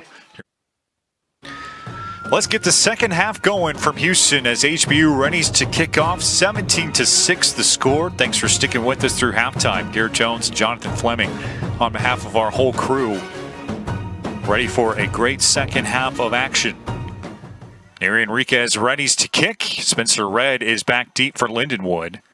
And it actually slips into the hands of Kobe Smith. Smith making a move out to the 30. He twists down to about the 32-yard line. So Lindenwood will set up shot there, 1st and 10. Jonathan, HBU with an 11-point lead in the first half. What do you like so far? I really like the way that offensively they are moving the ball pretty methodically down the field. They're mixing it up pretty good. They're pretty balanced on offense, but they are mixing in the big play here and there, which never hurts anybody. And so I like to see them continue that. I think defensively, in the second quarter specifically, they picked up the intensity a little bit. They got a little bit more aggressive, a little bit more downhill in their fits and things like that. And so look to see that kind of stuff continue. Lindenwood in its first ever game in Division I. They sat out last week. Are ready to play this week and trying to claw back into it in the second half. They start on the ground. Robert Giamo out to about the 36-yard line. And Lindenwood again, Jonathan, they were able to move the ball in the first half, racking up almost 200 yards of offense, especially on the ground with 88 yards. That is nearly 40 yards more than HBU, but still looking to play it a little less close to the vest here in the second half likely. Yeah, I think they got off on a really good start in the run game, and they kind of got away from that a little bit and got a little bit more into the pass game. But I look to see them kind of lean back into that run game a little bit, let the run game lead to the pass game. Pick up a 5 on a 2nd down and 5. HBU is all over it. The defensive line picking up where it started in the first half. They dropped the ball carrier for a loss. Isaiah Cash on a safety blitz was there. And unfortunately, it looks like a player is down for Lindenwood. And unfortunately, it looks like Robert Giamo, who's slow to get up. That's no fun. Giamo, the freshman of the year in the Great Lakes Valley Conference. Yeah, you hope a year ago. Nothing too serious. He's a big part of their offense, and they really lean on him a lot. he is very slow to get up. The athletic training staff out there for Lindenwood. Giammo, again, as we mentioned, such a big part of what they want to do. 742 yards off of 117 carries a year ago.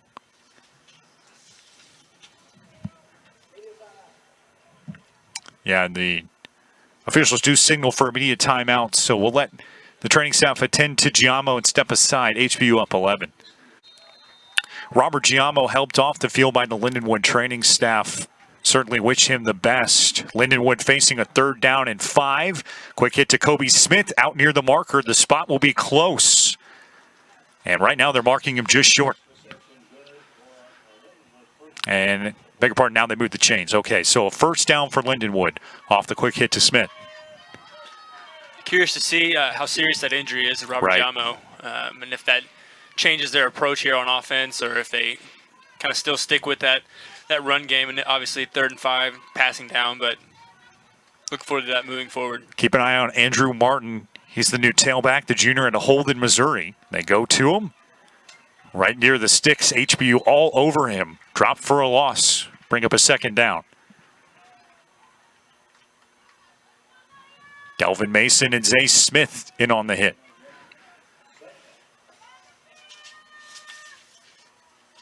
Mason having a fantastic game tonight. Mentioned Big Chili feels like they have an all-conference caliber player in the sophomore out of Waco. He's already picked up a tackle for loss tonight. Brister and Lindenwood facing a 2nd down and 10. To the air, they go to the tight end Landcrete. They have plenty of yards for the 1st down. He's pushed out of bounds at the HBU 45-yard line. Xavier Tolliver rushes him out of bounds. Tight end Landcrete has been a nice safety valve tonight for Brister. Leading the team with 5 grabs for 37 yards. On a 1st down and 10, they go play action. Brister underneath and underthrown. Peyton Rose, the intended target. Great coverage there from Jordan Oliver, who Vic Shealy said is the most improved player in this Husky defense.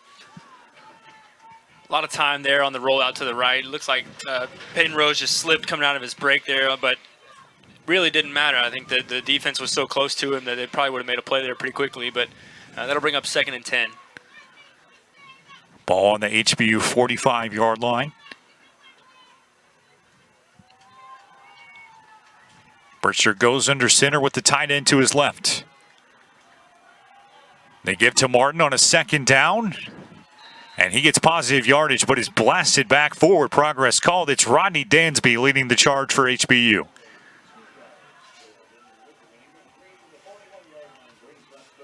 Third down and 6 officially. Dansby, 131 tackles last year. That's the 3rd most total in HBU program history. 11.9 tackles per game, ranked 2nd in the FCS last year. Big hit to bring up a 3rd down and 6.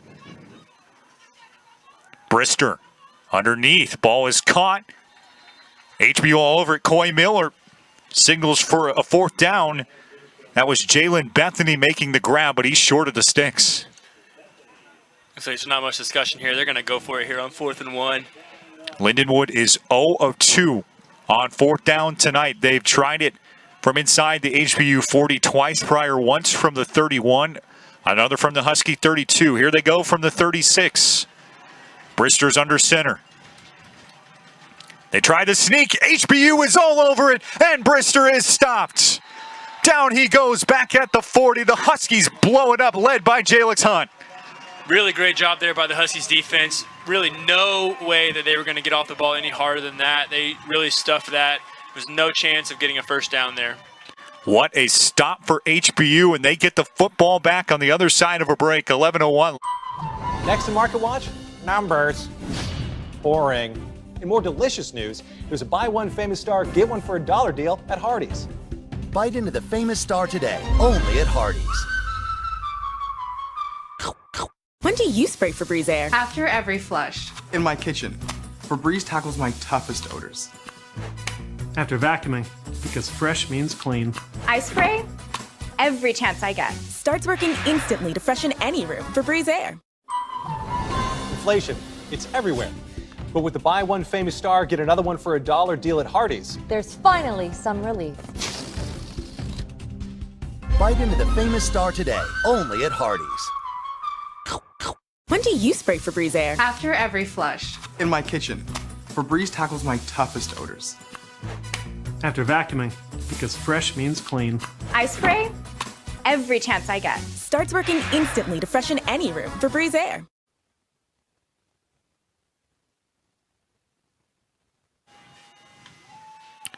First down and 10 for HBU from their own 36-yard line as Justin Fomby readies his troops. Lindenwood stopped on 4th down for the 3rd time tonight. To the air they go. Fomby dialing deep. Has a man. It's caught inside the 45-yard line. Carl Reynolds out there far outside right. Made a great catch. He is just very athletic. It looks easy for him out there. He's an athlete. Vic Shealy said he's got special sauce, and Reynolds showing that. First down HBU on the gain of 30. They go right back to him. Reynolds makes a man miss and slices his way inside the 15 on the razzle-dazzle. A little bit of miscommunication there by the defense. There's no reason that number 5 should be running across the field with nobody within 10 yards of him. Huskies trying to take advantage. They go no huddle inside the red zone. On a 1st and 10, Fomby. Pressure, dropped, down he goes at the 20.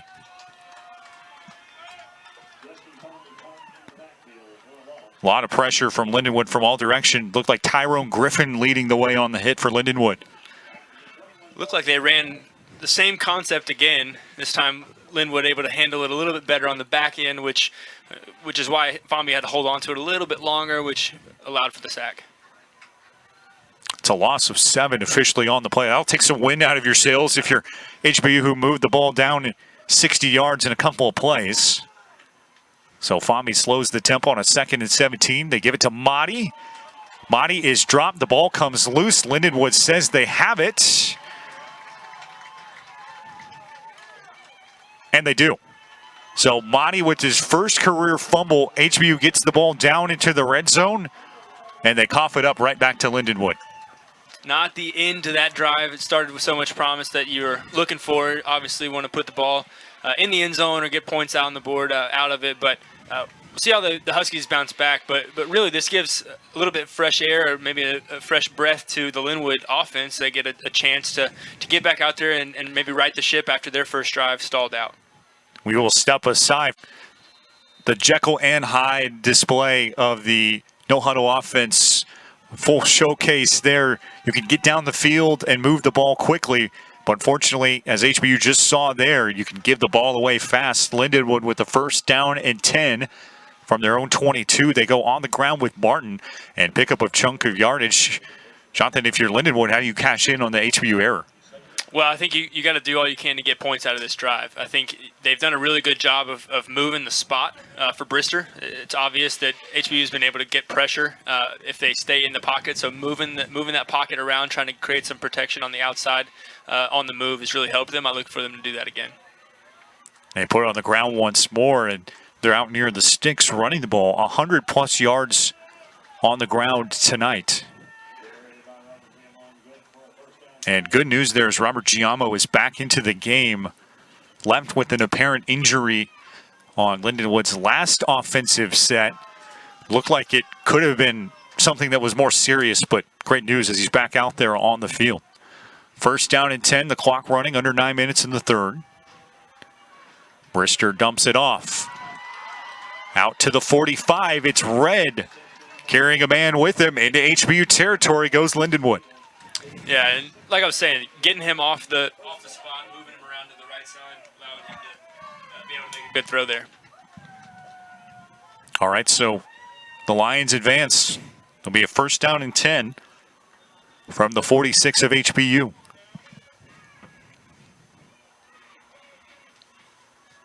Brister now over the 135-yard mark. completing 15 of his first 24 passes on the night. On a first down and 10, they go Giamo across the 40. He's fighting for extra yards. Will bring up a second down and short, tackled on the play by Isaiah Cash. Yeah, good to see him back in the game. He's obviously a focal point of their offense, but more importantly this tonight, you don't want the first game of the year to be your last game. So it's good to see him out there, good to see him back on his feet, and he looks pretty good. Second down and 2, officially from the HBU 38-yard line. Lindenwood has led 3-0 in this game. HBU took a 7-6 advantage out of the first. Quickly to the sideline, there's Kobe Smith on the bench route outside, down to about the 33. First down, Lindenwood. It's a great route there by Kobe Smith. He pushes off hard, makes 4 run, backpedal, and as soon as he breaks it off to the right side, he's wide open for a good throw and catch for a first down. Lions continuing to move quickly. Dusty Haworka calling the offensive plays for a unit that put up 33 points per game a year ago.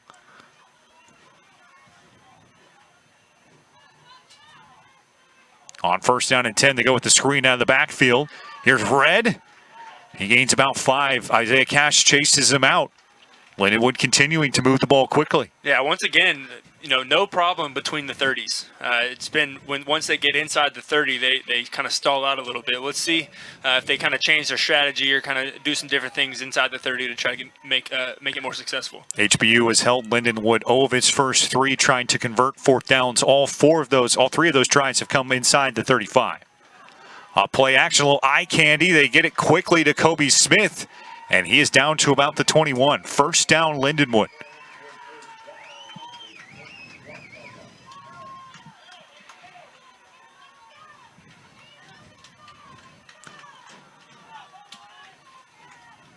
Lindenwood playing their first game since last November. They had to watch everybody go back to play a couple weeks ago and last week.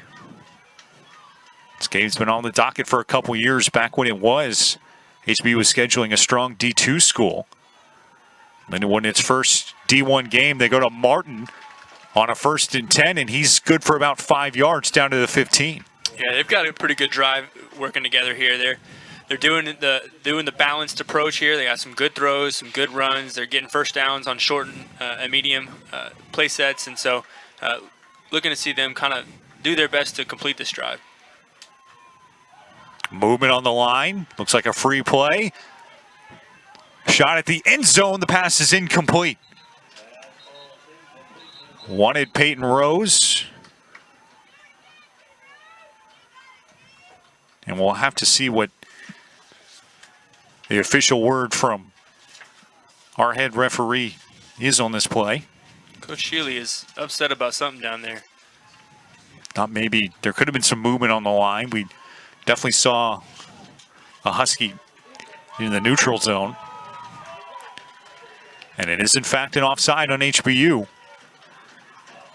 Offside penalty makes it first down and 10. Not quite goal to go. But Lindenwood sets up shop on the 11-yard line of HBU.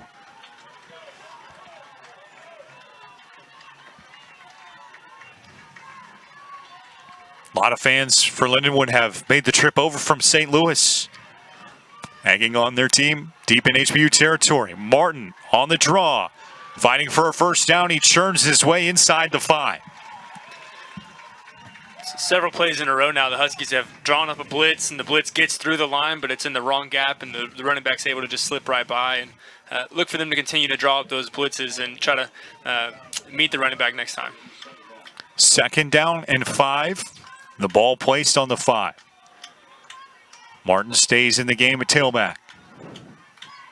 They give it to him. Martin dives. The ball comes loose. HBU is on it. Jalix Hunt scoops it up, but was he over the plane? Initial signal from the referee on the goal line was a touchdown. They're going to talk about it for a minute. Ruling on the field as a touchdown. Okay, so that's big. If they do choose to take a look at this, they would have to have indisputable video evidence to overturn the touchdown call. Right now, Lindenwood does have the offense on the field. They will line it to try 2. So Martin does break in. First touchdown as a D1 program for Lindenwood. And HBU will try to keep it as a 5-point game. On the 2, Brister thinking end zone. Kobe Smith incomplete. Coverage there from Jordan Oliver, the Louisiana Monroe transfer. So HBU holds on to a 5-point lead. Take a look with us at this last play. You can see Martin able to break the plane and find his way in for the Lindenwood score. Jalix Hunt was on the football. But Martin does, in fact, pick up his first career rushing touchdown in a Lindenwood uniform. So Jonathan, HBU leads 17-12 as they line up to kick off on the field. We'll keep it here. It's a big swing on the other end. HBU with the chance to go up by 3 scores. They fumble the football. Lindenwood drives the length of the field and scores, but they do keep it to just 6 points and 5-point lead. Yeah, that's right. That's really one of the best drives that Lindenwood's put together on the night, and it comes on the heels of a fumble recovery on a pretty successful drive by the Huskies. And so you're right. It's a pretty big swing as far as points are concerned. You're hoping to get at minimum 3 points out of it when you're inside the red zone, but unfortunately, no points on the board for the Huskies and 6 points on the board for Lindenwood. It gives us a 5-point lead here for the Huskies, and they look for another opportunity to get their offense out there and string together some positive momentum, moving in the right direction, and maybe get some points out of this drive. Logan Seibert will kick. Brandon Walker and Deuce McMillan back deep. Swinging out Brandon's way. Return from the 5. Walker out to the 21. So Lindenwood with great kickoff coverage. And the Huskies will be set up first down and 10. What's the message from Coach Shield? You played under him when HBU got this program off the ground. Clearly, they've had some success moving the ball against this Lindenwood front, but what do they need to do to put points together in this drive? You know, honestly, I think it's just keep doing what we're doing. I mean, obviously, it's been successful. What we've done, what we've seen is success. And so I think if I know Coach Shealy, that he's going to tell them, guys, keep doing what you're doing and eliminate the mistakes. And I think if we do that, we'll go put points on the board here. Trips up top for Fomby on a first down and 10. They fake it to Jalen Fudge Woods. Quick hit for Fomby there, deking the defender with the pass fake, and he connects with Desmond Young on his first catch of 2022. Good for a gain of about 8. That's a really good athletic play there by Fomby. That play was realistically dead in the backfield, but he made a play, made a guy miss, and is able to make a good throw down the sideline and get positive yards out of it. Got a guy down on the sideline over there. Yeah, it looks like the linebacker, Matt Barnett. Injury timeout on the field. Young making the catch there, the junior at a Bastrop High School up in the Austin area. Great story. Started a game last year for HBU at quarterback back at Nichols in October. His transition to wide receiver, and he makes a nice grab there for the Huskies. They're leading 17-12, under 5 minutes left.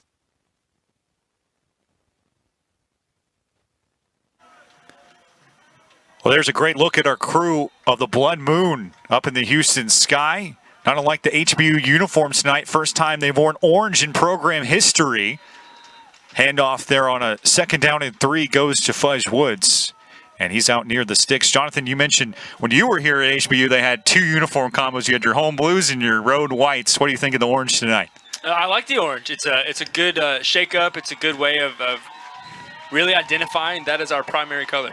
Yeah, tough break there for Fudge Woods, donning the orange. He was going for the sticks, but it looks like he came up just short. Good job by Lindenwood's interior lineman getting a push. And again, they have HBU off the field on a 3rd down and short. I think it's just really unfortunate timing there. That injured player really stopped any momentum that I think we could have picked up there. It really threw a curveball into the strategy and plan. So Brady Buell on to punt. This is punt number 3 of the night. The Huskies have been shut out so far in this second half. Led 17-6 at the break. Buell, the transfer from Central Michigan, is his second year kicking for HBU. Red muffs the snap. HBU is on it. Great coverage there by the Huskies. Right place, right time. Spencer Red has made returning his specialty, but HBU in the right spot at the right time could not get a number as the player is mobbed by his HBU teammates in celebration. But you talk about something that'll put a little wind in your sails if you're HBU. They get a big play on special teams, and now suddenly Jonathan set up first down and 10 in Lindenwood territory. There's that momentum swing that you're looking for. Lindenwood gets a stop on defense and gets over there, takes her helmet off, gets a swig of water, and then right back on the field. First down and 10 from the 25. Vic Shealy has said on multiple occasions, look, I feel like our special teams year in and year out is as good or better than a lot of FBS schools we face. Fahmy taking a shot at the end zone. It's incomplete. Looks like he wanted Ismail Fuller there. That'll bring up a second down and 10. Yeah, I'd agree with that. Year in and year out from the very beginning, we've had really consistent special teams across the board. So it's been definitely a strength of the program, something that Coach Shealy and the staff can rely on year in and year out, is to have great specialists. Tyler Skuvenek, the special teams coordinator a year ago, left for Texas Tech. So James Miles is promoted and in his first year leading the special teams. On second down, they go back to Motti, and he's out near the line of scrimmage. Good job there by the Lindenwood Lions to be able to stretch that out and kind of make him go east and west for as long as possible until you run out of real estate out there eventually. Motti with 58 yards in his second career game at HBU. Did fumble on the Huskies' last offensive drive. HBU set up third down and 9 from the 24.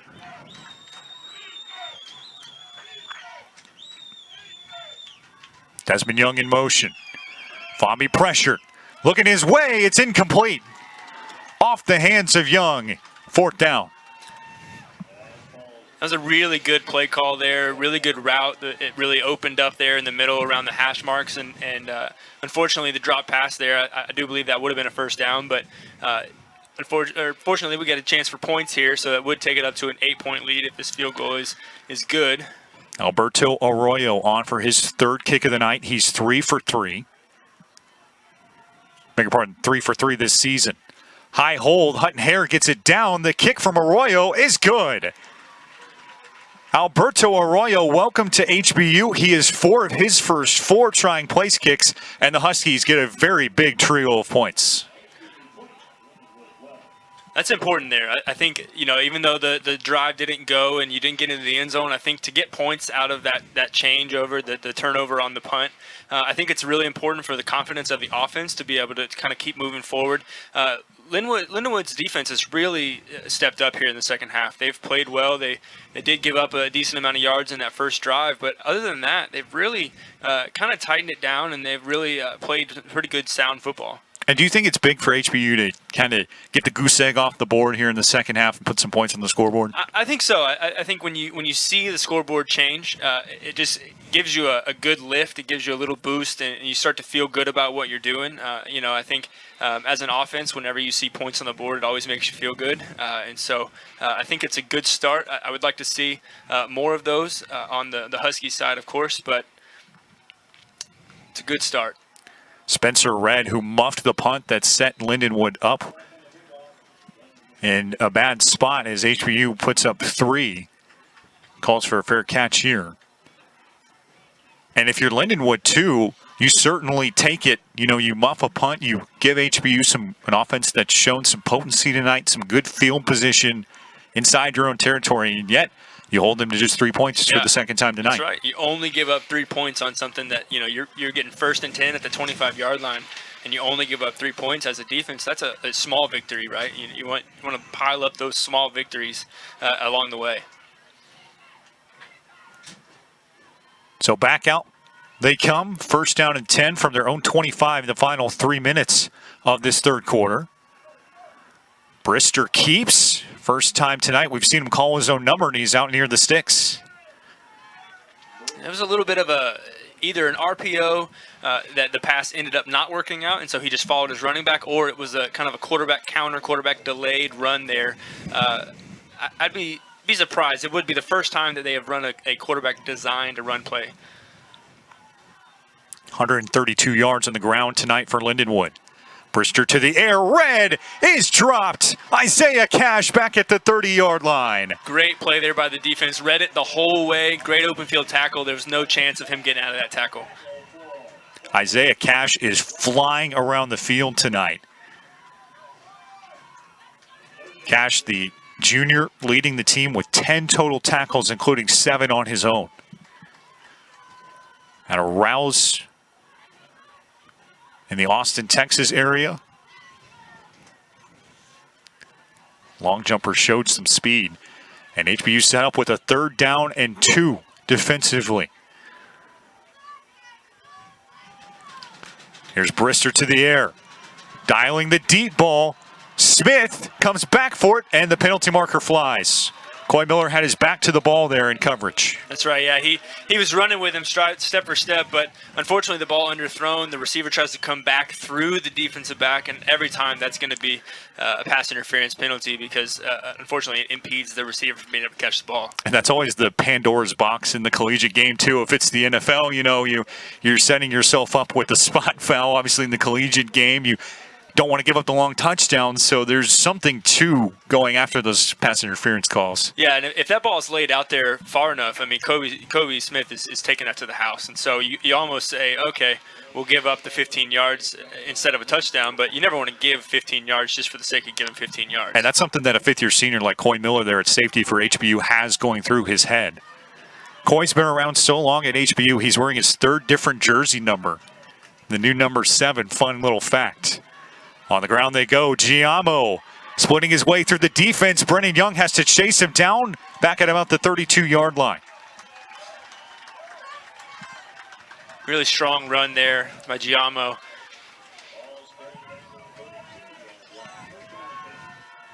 Lindenwood able to move the sticks. It's a 1st down and 10 upcoming.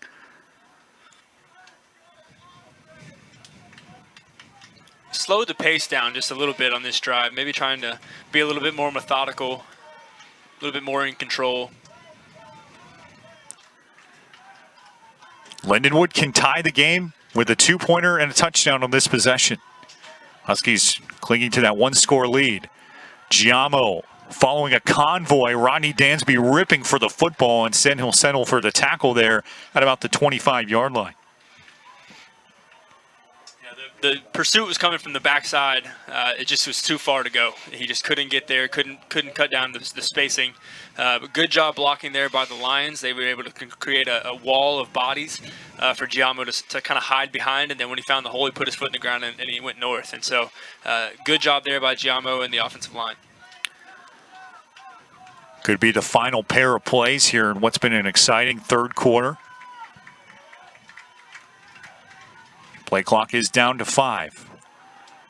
To the air, Brister has to tuck it and run. He's got a little space. Cade Brister down inside the 15-yard line. That's good for a 1st down. Going to be a penalty on the play here. I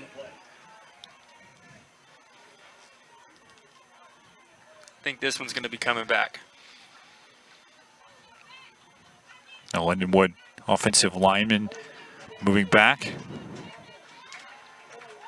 And that holding call goes against Asa Baker. Relatively new. Coach Stugart did mention that if there was anything that he thought maybe needed a little more development, it was that offensive line. Talked about the importance of the depth at that position. It's always a concern, especially when you're a school like Lindenwood coming from the D2 level. Playing their first D1 game tonight. And they are hanging around well into this game. The buzzer sounds on the 3rd quarter. HBU does lead by 1 score. The Huskies looking for their first 2-0 start in program history as we head to the 4th. The quest for 2-0 as HBU heads to the 4th quarter. Lindenwood trying to play spoiler here in its first game in its Division I transition. Cade Brister, the quarterback, facing a 2nd down and 15. He has to step up again.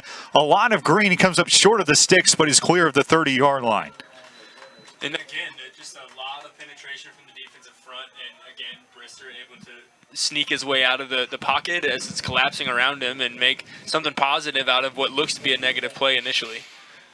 We've talked during the breaks how HBU has continued to get a good push from that defensive line. That was something that was evident in last week's win over Northern Colorado as well. They force a 3rd down and 5 from their own 27-yard line. Lindenwood threatening. Brister pressured. Chucks it up. Incomplete. Ton of heat came there in the backfield. He wanted Peyton Rose. And the ball falls to the turf. 4th down and 5. Gone for it quite a few times here in this spot, but it looks like this time they're going to go ahead and try to take the points. Yeah, 0 for 3 on 4th down attempts. All those tries coming inside the HBU 35-yard line.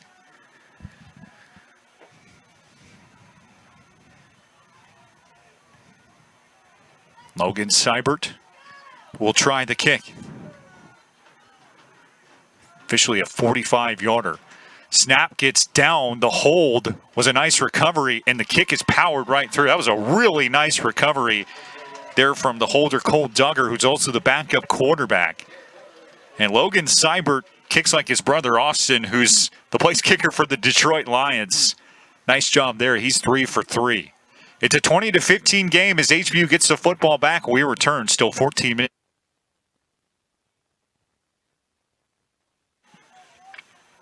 Logan Seibert with a 45-yard field goal to get Lindenwood back within 5. They led 3-0 early, but since that point, it's been all HBU. The Huskies have had chances, but haven't quite been able to separate. Holding on to a narrow lead as they line up ready to receive. Walker and McMillan back deep. Brandon will call for the fair catch inside the 25-yard line.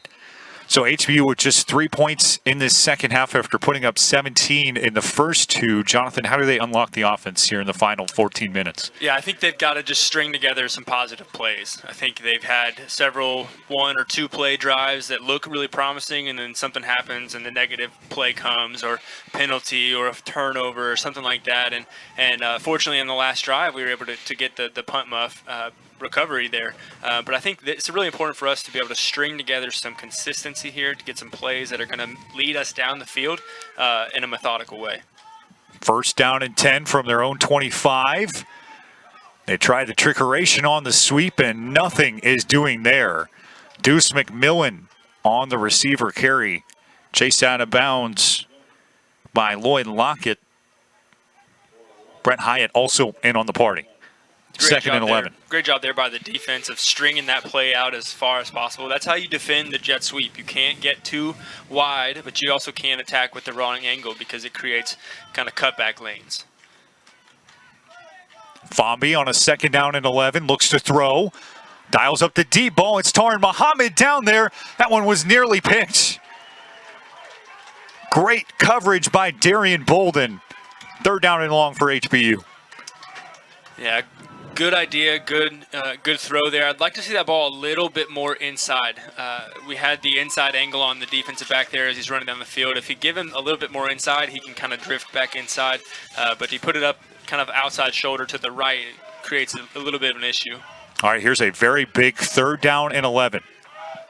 Fomby making his 2nd start at HBU, trying to guide the team to consecutive wins.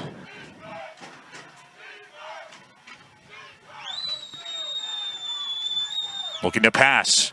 Fomby near side, caught. It's Reynolds, over 100 yards receiving, and more importantly, he moves the chains for HBU. Yeah, it's interesting, little cat and mouse game before the snap there. There was a kind of a delayed hut, and changed the blocking scheme, but also changed the defense as well. Reynolds with 126 yards through the air. Looking his way again, that one's tipped incomplete.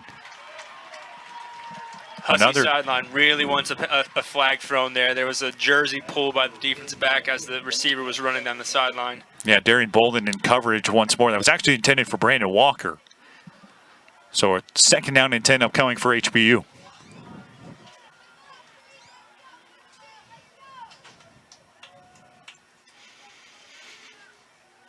Bobby with 269 yards through the air today, a couple of touchdown passes.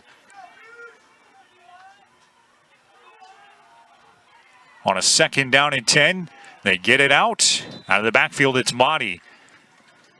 Down to about the 45. That will bring up a 3rd down and short situation.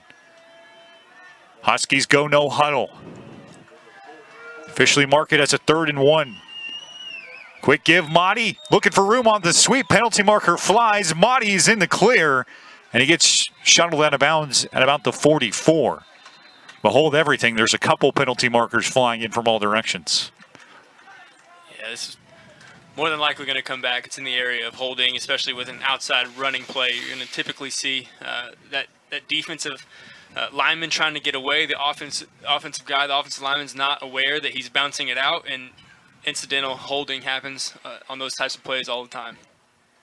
HBU has been penalized just 5 times for 60 total yards, and including that hold on Dylan McCreary, who Coach Shealy said is the unquestioned leader of the offensive line.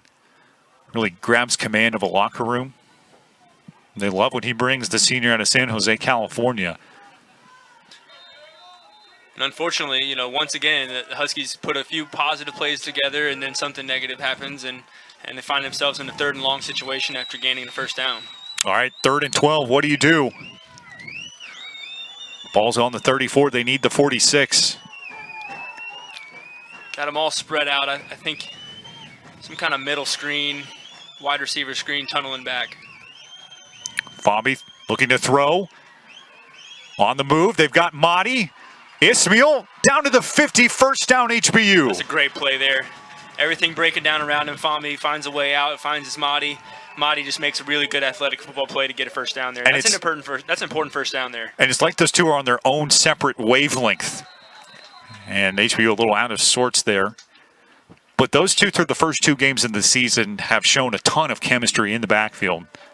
Yeah, that's what you want. You really want your quarterback and your kind of your bell cow, your starting running back to be on the same page, because there's a lot of things that have to happen between that relationship. Not only are you handing the ball off or maybe throwing it to him, but there's protections that have to happen. And if the running back is on the same page as the quarterback, he may pick something up that the quarterback didn't even see because he knows what he's doing.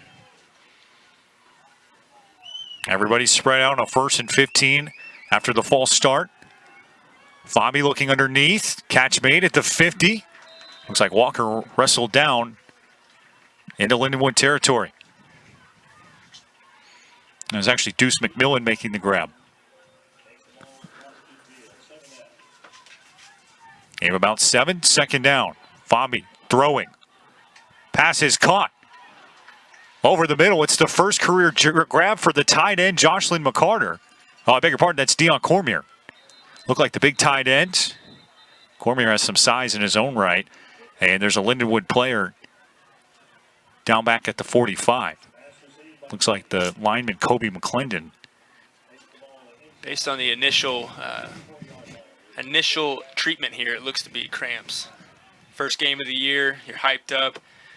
Probably not hydrating the way that you probably should be leading into the game because you're excited, but hopefully that is just cramps and he can stretch those out and get back on the field. Huskies leading by 5.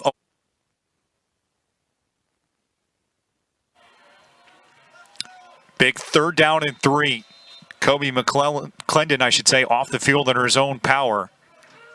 HBU with the clock moving, holding on to a 5-point lead with 3 wide receivers out right. On 3rd down, it's Fahmy. Over the middle, pass is tipped incomplete. A lot of contact on Deion Cormier, and a penalty marker does come out back at the 50-yard line. And it looked like the back judge throwing that penalty marker. And it is a holding call on Will Brewer. Interesting decision here by the coaches. You got 4th and 4. But rather than take the 4th down, you go ahead and take the penalty, let them redo the 3rd down. I don't know if that's a field position thing or if you think they might be going for it on 4th down, which has happened several times tonight. HBU 3 of 4 converting 4th downs. They are just 2 of 12 attempting to convert 3rds. The clock continuing to run closer and closer to the end of this game. This just has the feeling of a big play upcoming for HBU and the Lindenwood defense. Bobby to throw on a 3rd and 13. Justin buys time, avoids the sack, chucks it downfield. It's Cormier. He dropped it. The ball came loose.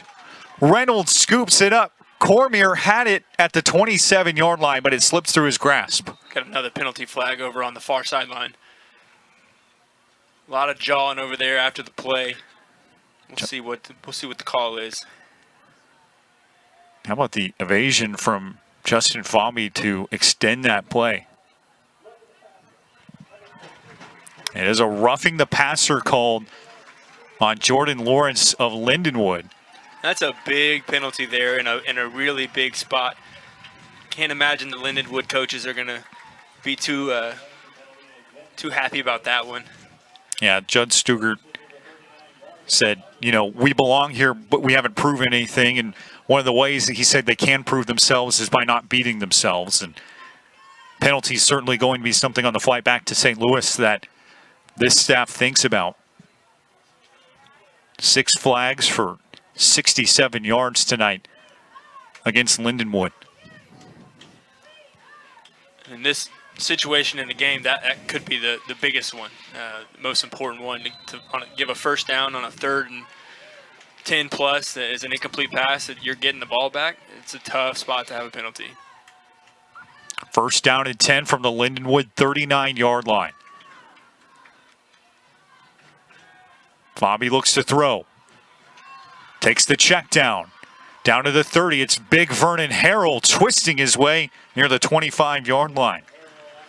Harrell with another big catch. That's his 2nd of the night, and it looks like a chain mover for HBU. HBU picks up the pace here. And that play will be blown dead before it even gets going. Seemed like they were just a little bit rushed there. I'm not sure that everybody was on the same page with the tempo. They've been pretty good about it all night, but that one seemed the outside receiver didn't quite know what was going on, and clearly it was just a procedural deal that weren't quite ready for. False start comes on HBU, and now they're faced with a first down and 15 on penalty marker number 8 on the night.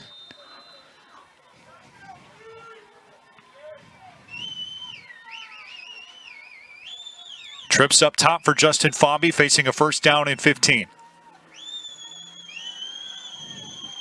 Pressure from all angles. He goes down back at the 43-yard line. Jordan Lawrence in on the pressure. So go ahead and take 1st and 15 and stretch it out a little bit further than that. They've seen a little bit of success here with the crossing routes over the middle the Huskies have. It looks pretty consistent across the board that Lindenwood's playing a man defense, man free. So I'd like to see him do some more of those crossing routes, the switch routes on the outside they've seen success with. And so let's see if they get back to that. Loss of 10. Sterling Williams was also in on the play. Empty backfield on a 2nd and 25. That one is knocked away, incomplete. Tyrone Griffin all over Dion Cormier. And they had a chance to pick that off. Looked like Dylan Petty putting his hands on his helmet, wishing he would have turned around to grab that ball out of the air. 3rd down and 25 from the Lindenwood 43-yard line. It's another big play call for Cedric Cormier in the HBU offense. Secondary's drooping off a little bit. Mahdi in motion. They swing it to him. Ismail making men miss. Darts off one tackle. He's at the sticks. What a play by Mahdi to lower the shoulder. He will come up short of the line to gain, but he does move it inside the 30 on an exciting bone-crunching hit. I really like that play call. It's 3rd and a mile, and you get back into a position where you trust your kicker to go out there and get you points on the board, and you make a play with your playmaker, you put it in his hands and let him go make a few guys miss, and he makes a good play out of it. And now you're in a good position. You feel confident with this distance of a field goal. Alberto Arroyo is 4 of his first 4 here at HBU on place kicks. Hutton Hare will hold. Caleb Happen will snap on this 46-yard attempt. It's up. It does not have the distance. Lindenwood gets HBU off the field, and suddenly the Lions get the football back with a chance to take the lead. We will step aside. This thing's getting interesting. Do not go anywhere. Still 9 minutes and change.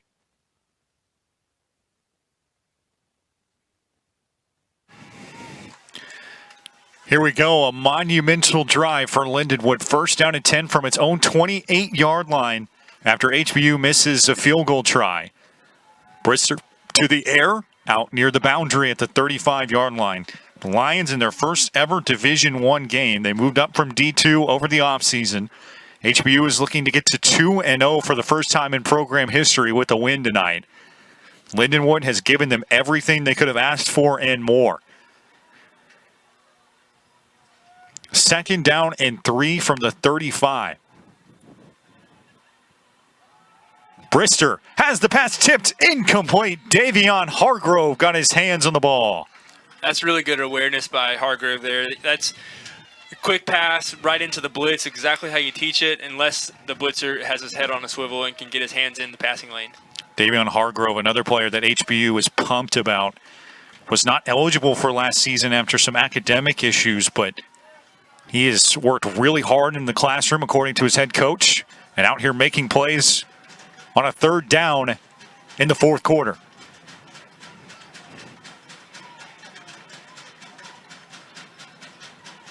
Huskies show blitz. Brister back to throw. Third down and 3. Jumbled. The shovel pass is complete. It's right near the marker. HBU signaling for a fourth down. It's really going to depend on the spot. I think Brister was caught off guard a little bit there. He saw all the blitzing, the bluffing, I should say, and got off schedule. He really had more time in the pocket than he thought. Pulled it down really quickly and tried to make a play out of it, but it does bring up fourth and short. Now with Giamo on the catch, Lindenwood still has 3 timeouts. They choose not to use it, and instead on a 4th and inches, send the punt unit onto the field. You looking for a fake here, Jonathan, if you're HBU lining up defensively? It's possible, but I think with the amount of time that's left, it's probably obviously not likely. Brandon Walker dekes back from the 25. Walker out to the 30-yard line. So some mind games there from Jed Stugart, the 6th-year head man here out of Azusa Pacific. HBU gets the football back on a nice stop from the defense, looking to hold on and bring this one home with 8 minutes left. HBU gets the football back. A lot of wind in its sail after the defense makes yet another great stop. Justin Fomby and the HBU offense set a first down and 10 from their own 29. Deuce McMillan in motion. They swing it to him outside. The track star with speed outside the 30, pushed out to about the 31. It was a backwards lateral kind of pass. I'm wondering if they were trying to set up maybe something double pass or something like that, but it just wasn't there, and so the receiver wisely just tucked it and got all he could. Gain of 2 on the hit to McMillan. Fomby evaluates his options, checks it down. Reynolds makes a man miss at the 40. Carl Reynolds checks up for the first down and continues to put the sauce on him with a lot of moves. A little bit of a dangerous throw there by Fomby. Kind of waited. It's usually not a good idea to throw late into the flat, but it works out here. And Reynolds makes a guy miss, makes another guy miss, and gets a good first down there. That's a really important first down. Looks like we got a flag on the play though. HBU with an ineligible player downfield. That's Nolan Hay, the true freshman, Taylor High School in Katy. So I'll drive him back. It'll be a second down and 13 after the penalty. Carl Reynolds on that last catch, though, clearly turning into something of a security blanket for Justin Fomby. 8 grabs for 156 yards tonight. Justin to the air. Near the sideline. One in Reynolds, but it falls incomplete. Third down. So that looked like a timing pattern there between Fomby and Reynolds, and just not quite in sync there. Kind of looked at each other right after the play, and was that my fault or your fault kind of deal. Three wide receivers in the formation for the Huskies. Under 7 minutes left in this game, still very much in the balance. Fahmy looking for a big play over the middle. Ball is juggled and incomplete. Another tough break. Ismail Fuller had it in his grasp, but just couldn't quite come up with it. Yeah, that's probably the second or third time on a long third down that the ball has been thrown and in the hands and out of the hands of what could be a first down, but ends up being brings up a fourth. And again, the Huskies are going to have to punt. Brady Buell on to kick. You mentioned it, Jonathan. We don't have a stat for drops, but there have been several times where an HBU receiver's had the football in his hands and he couldn't quite bring it in. I think it's more of a credit to the Lindenwood secondary tonight. They've been hitting extremely hard. Brady Buell with a punt that goes straight in the air. A rare miss for the first team all Southland Conference punter. And there's no bigger critic right now of Brady Buell than himself as he heads to the sideline. Yeah, it just came off the side of his foot and just immediately he knew it as soon as he hit it. And Vic Shealy, the first one over there to console his punter. Again, we mentioned all the accolades that poured in for Brady over the offseason. They officially spot it at the 36-yard line, so not a punt that Brady Buell will want to remember. It's a big moment here for the Huskies defense and also for the Lindenwood Lions offense. I mean, this is kind of a make-or-break moment for this game, and we've been kind of going back and forth. I mean, you mentioned it like soccer playing in the midfield, back and forth between the 30-yard lines, and this is kind of an opportunity for the Lions to do something with it or the Huskies to make a big stand. First down and 10, they go Giamo, and HBU is all over it. Rodney Dansby in the backfield, dropping him for a loss.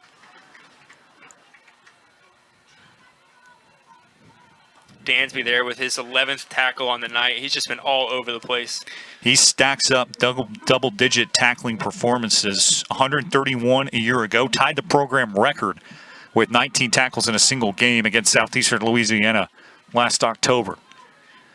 Second down, 11 to go. The ball on the HBU 37. Brister's under center. They go Giamo. No play fake. Brister spikes it into the turf. Incomplete. Third down. It's a little close for comfort to that defensive end there that really read that play from the very beginning. As soon as he saw Brister turn and begin to make a rollout, he pulled away and didn't offer the pressure. He knew what was happening. He felt the release of the tight end for that screen. Husky fans getting louder than they have been at any point tonight.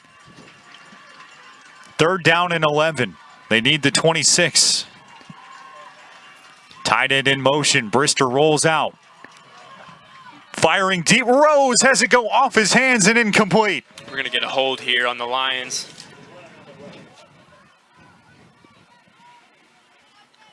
Penalty marker is down at the 40.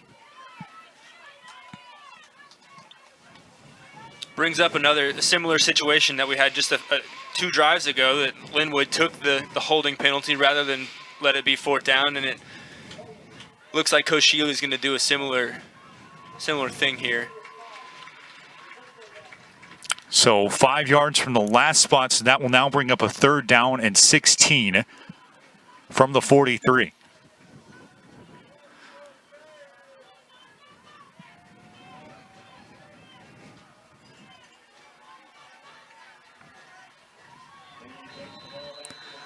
The Husky secondary, third down and 21 after the penalty. Husky secondary firing up the crowd.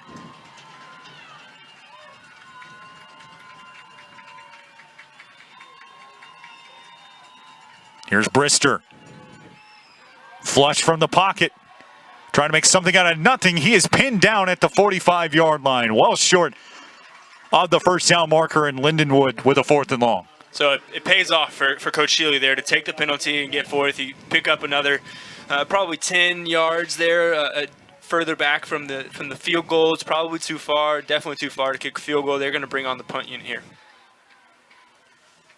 We will see another punt for Lindenwood. Riley Ripper Set to boot it away for the third time this evening on a 4th and 17. It's worth noting both schools have all 3 timeouts.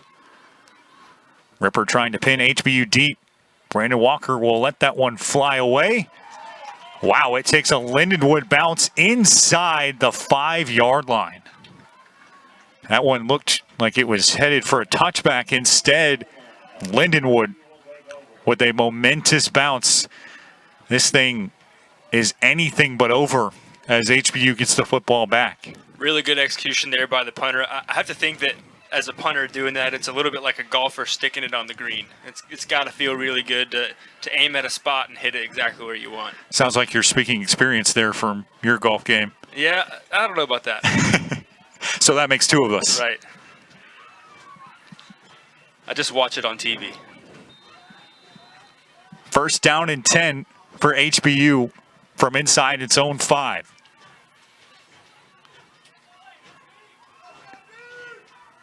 Monty in the sidecar with Justin Fomby. They go to the true freshman. Monty with the little room gets pinned down at the 12-yard line. Big hit, but Monty does give HBU a little room to breathe. Yeah, this Linwood Lions secondary has been hitting all night long. They are not afraid of contact, that is for sure.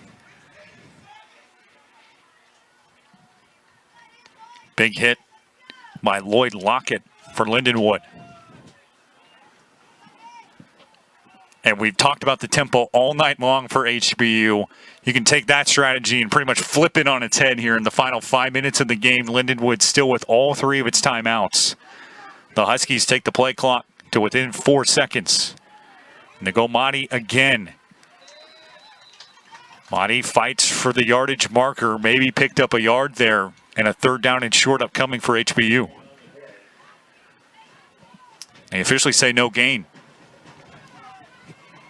Yeah, and sometimes it's a real benefit to have multiple speeds that you can operate at. And sometimes it gets in the way. Sometimes you just need to pick the one that works and go with it. And right now, the length that they're taking in between snaps is so different than it's been the rest of the game. You almost wonder if it's a detriment. 2 wide receivers split either way. They run the play clock to within 5. They go Fabi again. Ismail fighting for the first down on a second effort. It looks like he's there. Tackle by Matt Barnett on the play. That's a big first down for HBU. Really big first down, and it's just the first of what you hope you can string together quite a few here. Obviously, you'd love to get points, but at this point, up 5, 3 minutes and 20 seconds left on the clock, you really just need to keep the momentum moving forward and keep the ball moving forward. As long as there's no negative plays, it really doesn't matter. For a school that went 0-11 last season, won its first game since 2020 a week ago, they will take no shame in trying to hold on and grab a precious win on its home field. First down and 10, they go Monty once more. Maybe a couple yards there. And you respect the confidence, too, that HBU has in the true freshman running back. He has fumbled tonight, but here down the stretch in his biggest set of carries of this game, HBU going back to him. Yeah, I think, despite the fumble tonight, I think you got to trust it and you got to trust what he's done. And I think Coach Shealy has put a lot of faith in him. I think this team has really rallied around him as an offensive leader. And so when you're in this situation and you got to put the ball in one or two guys' hands, it's going to be Fomby first, and that's every play. And then it's going to be Mahdi second. And I think ultimately, as we kind of walk our way through the last 3 minutes of this game, we're really going to see how much faith Coach Shealy has in Mahdi as a running back. Mahdi's such a fantastic story coming out of Murphy, Texas, and Plano East High School. He's born in Kenya, is the oldest of 8 children, so understand he might have some family and friends watching tonight. A lot to be proud of there with Mahdi, HBU's starting true freshman running back, 74 yards on the ground. Add to that 66 receiving yards. He is a dual threat guy. Tight end Joshua Graham in motion. They give Mahdi once more, right up the gut, down to about the 24-yard line. So what's happening here is that they are getting 3 yards at a time, which you want, but they're also forcing Lindenwood to use their timeouts. And so we're 2 minutes and 49 seconds left in the game, and Lindenwood's down to just one timeout. You think about some of the plays that have changed this game. We talked about Monty's fumble, but also a turnover for Lindenwood. They had a situation where they were going to receive it off a Brady Buell punt, and Spencer Red muffed it. HBU turned that into 3 points that has to have Husky fans feeling more comfortable than if the game were 17-15, I should say. Right, it takes more than a field goal to win this game, and so you're right, you're exactly right. The feeling of being up 5 here, despite having some miscues here and there, is a good feeling to have moving forward, and you really want to see the Huskies get another first down and just continue moving the ball forward 3 to 4 or 5 yards at a time. Body, the Southland Conference Offensive Player of the Week, after a 250-yard-plus all-purpose performance a week ago. Likely will get the football here on a 3rd down and 3. That's exactly the direction they go. Monty on a second effort. Looks like he's got the first down. Down to about the 30. It's a great job by Monty. There's a big old scrum of bodies, and you just see Monty pop out the side and gain about 4 yards, and it's just a really, really good time for 4 yards. And there's a Lindenwood player injured at the 26.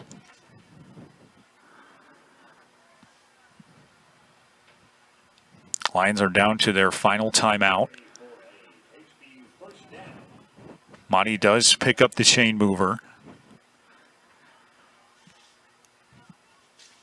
We'll keep it here during the stoppage as they address the injured Lindenwood player. HBU looking for its first home win since 2019. Go back to that season, they had Bailey Zappi, who currently is listed as the number 2 quarterback on the New England Patriots depth chart as the NFL season opens tomorrow. 4th-round draft pick, the first in HBU program history. Let's take a look at that play one more time. As you see, Jordan Lawrence is the player who found himself in the middle of that. Fortunately, Jordan's off under his own power. But we mentioned what this game would mean to HBU if they can get a win tonight.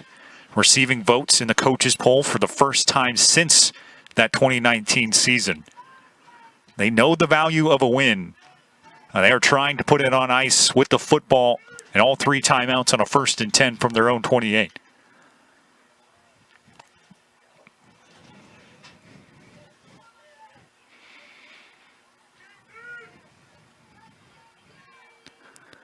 It's amazing to see the stark contrast between HBU's no-huddle offense and what they're running out right now. As Monty gets back to the line of scrimmage and not much more. And although Lindenwood does have that last timeout, they're choosing not to use it right now. And we'll see the Huskies form a little huddle for the first time. I'm not sure we've seen them huddle up tonight. Jonathan, I've been here at HBU for 2 years. I don't know that I've seen HBU huddle once. Really trying to accentuate the play clock getting all the way down. They don't want to get up there and have to sit in their stance. 2nd down and 10. The clock continuing to tick. They go back to Monty. He's down to the 32. And you have to think that Jed Stugart will take his time out there. And he's out to the 32, so gain of 3. 3rd down and 7 upcoming. As Jed Stugart calls the huddle. We'll keep it here during the timeout. We mentioned, Jed Stugart out of Azusa Pacific, kind of a cool connection between head coach Vic Shealy. He actually played for Coach Shealy in his first season at Azusa Pacific. Vic with a national championship in that 1998 season. Part of a illustrious 30-year coaching career. These wins mean a lot to him. Vic was the head coach who recruited you to HBU and has helped this program rise from nothing. HBU, for those who might not know, started 9 years ago with the football program. Went right into Division I. Lindenwood's in its first Division I game, and They have put forth a valiant effort. They're fighting for their lives here on a 3rd and 7 for the HBU 32. The ball pops loose. Fomby is on it, and he goes down at the 22. So crisis averted if you're HBU. Fomby and Mahdi nearly botched the exchange. Mahdi does lose yardage, but HBU has the football, and that's all they care about in the final 59 seconds. So they're really going to take their time here and let it get all the way down. They may even let this go down to 1 second and call their own timeout. Oh, Big Chili's got all 3 in his back pocket.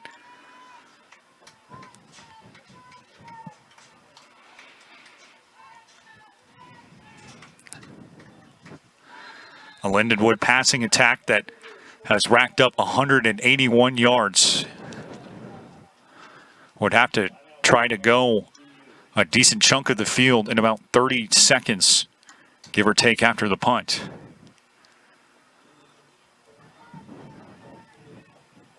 If you're Coach Sealy in the HBU huddle, what's your message with 35 seconds left in the game? I think first and foremost, you got to have a good snap and a good kick here. Got to get the ball out and away. I would imagine that Lindenwood's going to be coming with pressure. They're going to be trying to block this punt, and so first and foremost, you got to get a good snap, got to catch it, and you got to punt it. And wherever it ends up, I think you got to cover well, and then you just kind of see how much time is left after that. Because if it rolls out for a long time, that could waste valuable seconds that Lindenwood really needs to have. Brady Buell averaging 37 yards a kick tonight, a long of 64 for the Southland Conference first team all-conference player. He had it blocked. Lindenwood recovers in the end zone for a score. Unbelievable. What a play by Andrew Martin. Lindenwood got the block, and for the first time since the first quarter, the Lions have the lead. Really tough situation here for the Huskies, but really great play there by Lindenwood. You expect that there's going to be some good pressure here coming from the punter, or on the punter, and in that situation, you got to be ready for it. And the Huskies just did their best, but ultimately the pressure was better. A shocking turn of events here in Houston. The Huskies punting unit, normally airtight with the all-conference punter Brady Buell. Back-to-back punts go awry, and now Lindenwood has a chance to go up a field goal. On the two-point conversion, Brister tied up. The pass is knocked and controlled by HBU. So that's an untimed play, obviously. So the Huskies do get the football back after the kickoff with 28 seconds left to work with.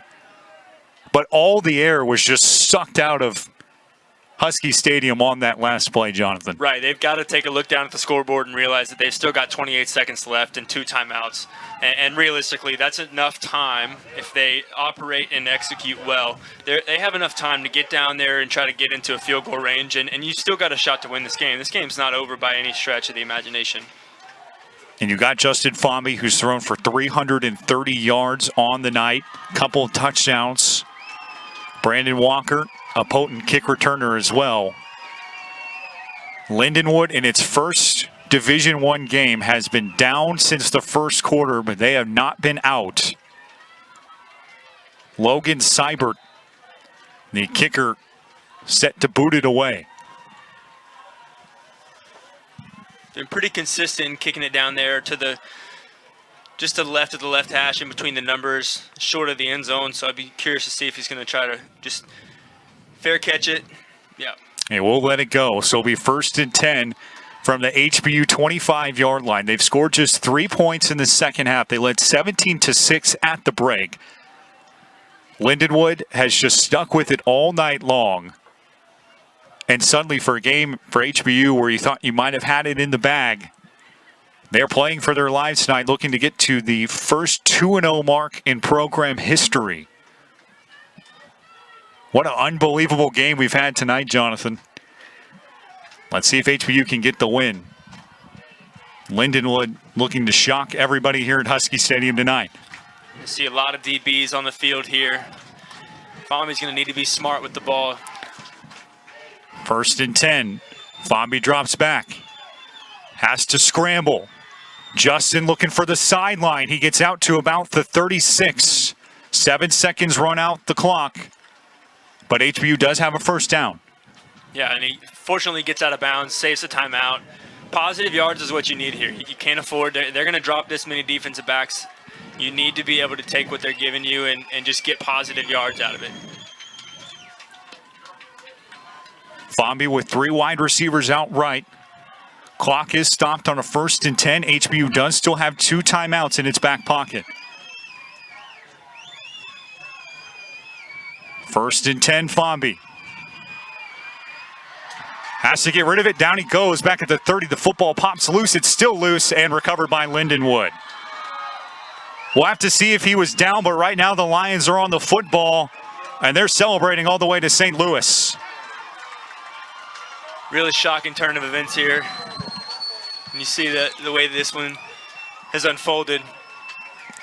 A fumble ruled to Lindenwood, and the Lions can take a couple of kneels and take a shocking win back to St. Charles. Says a lot about their resiliency. Absolutely. You know, they never gave up. They kept trying, kept playing, just kept making plays one after another. And soon enough, the ball is going to bounce your way when you do that.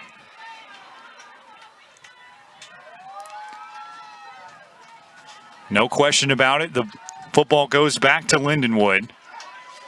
And in their first ever game as a member of the NCAA FCS, they come to Houston and absolutely steal one.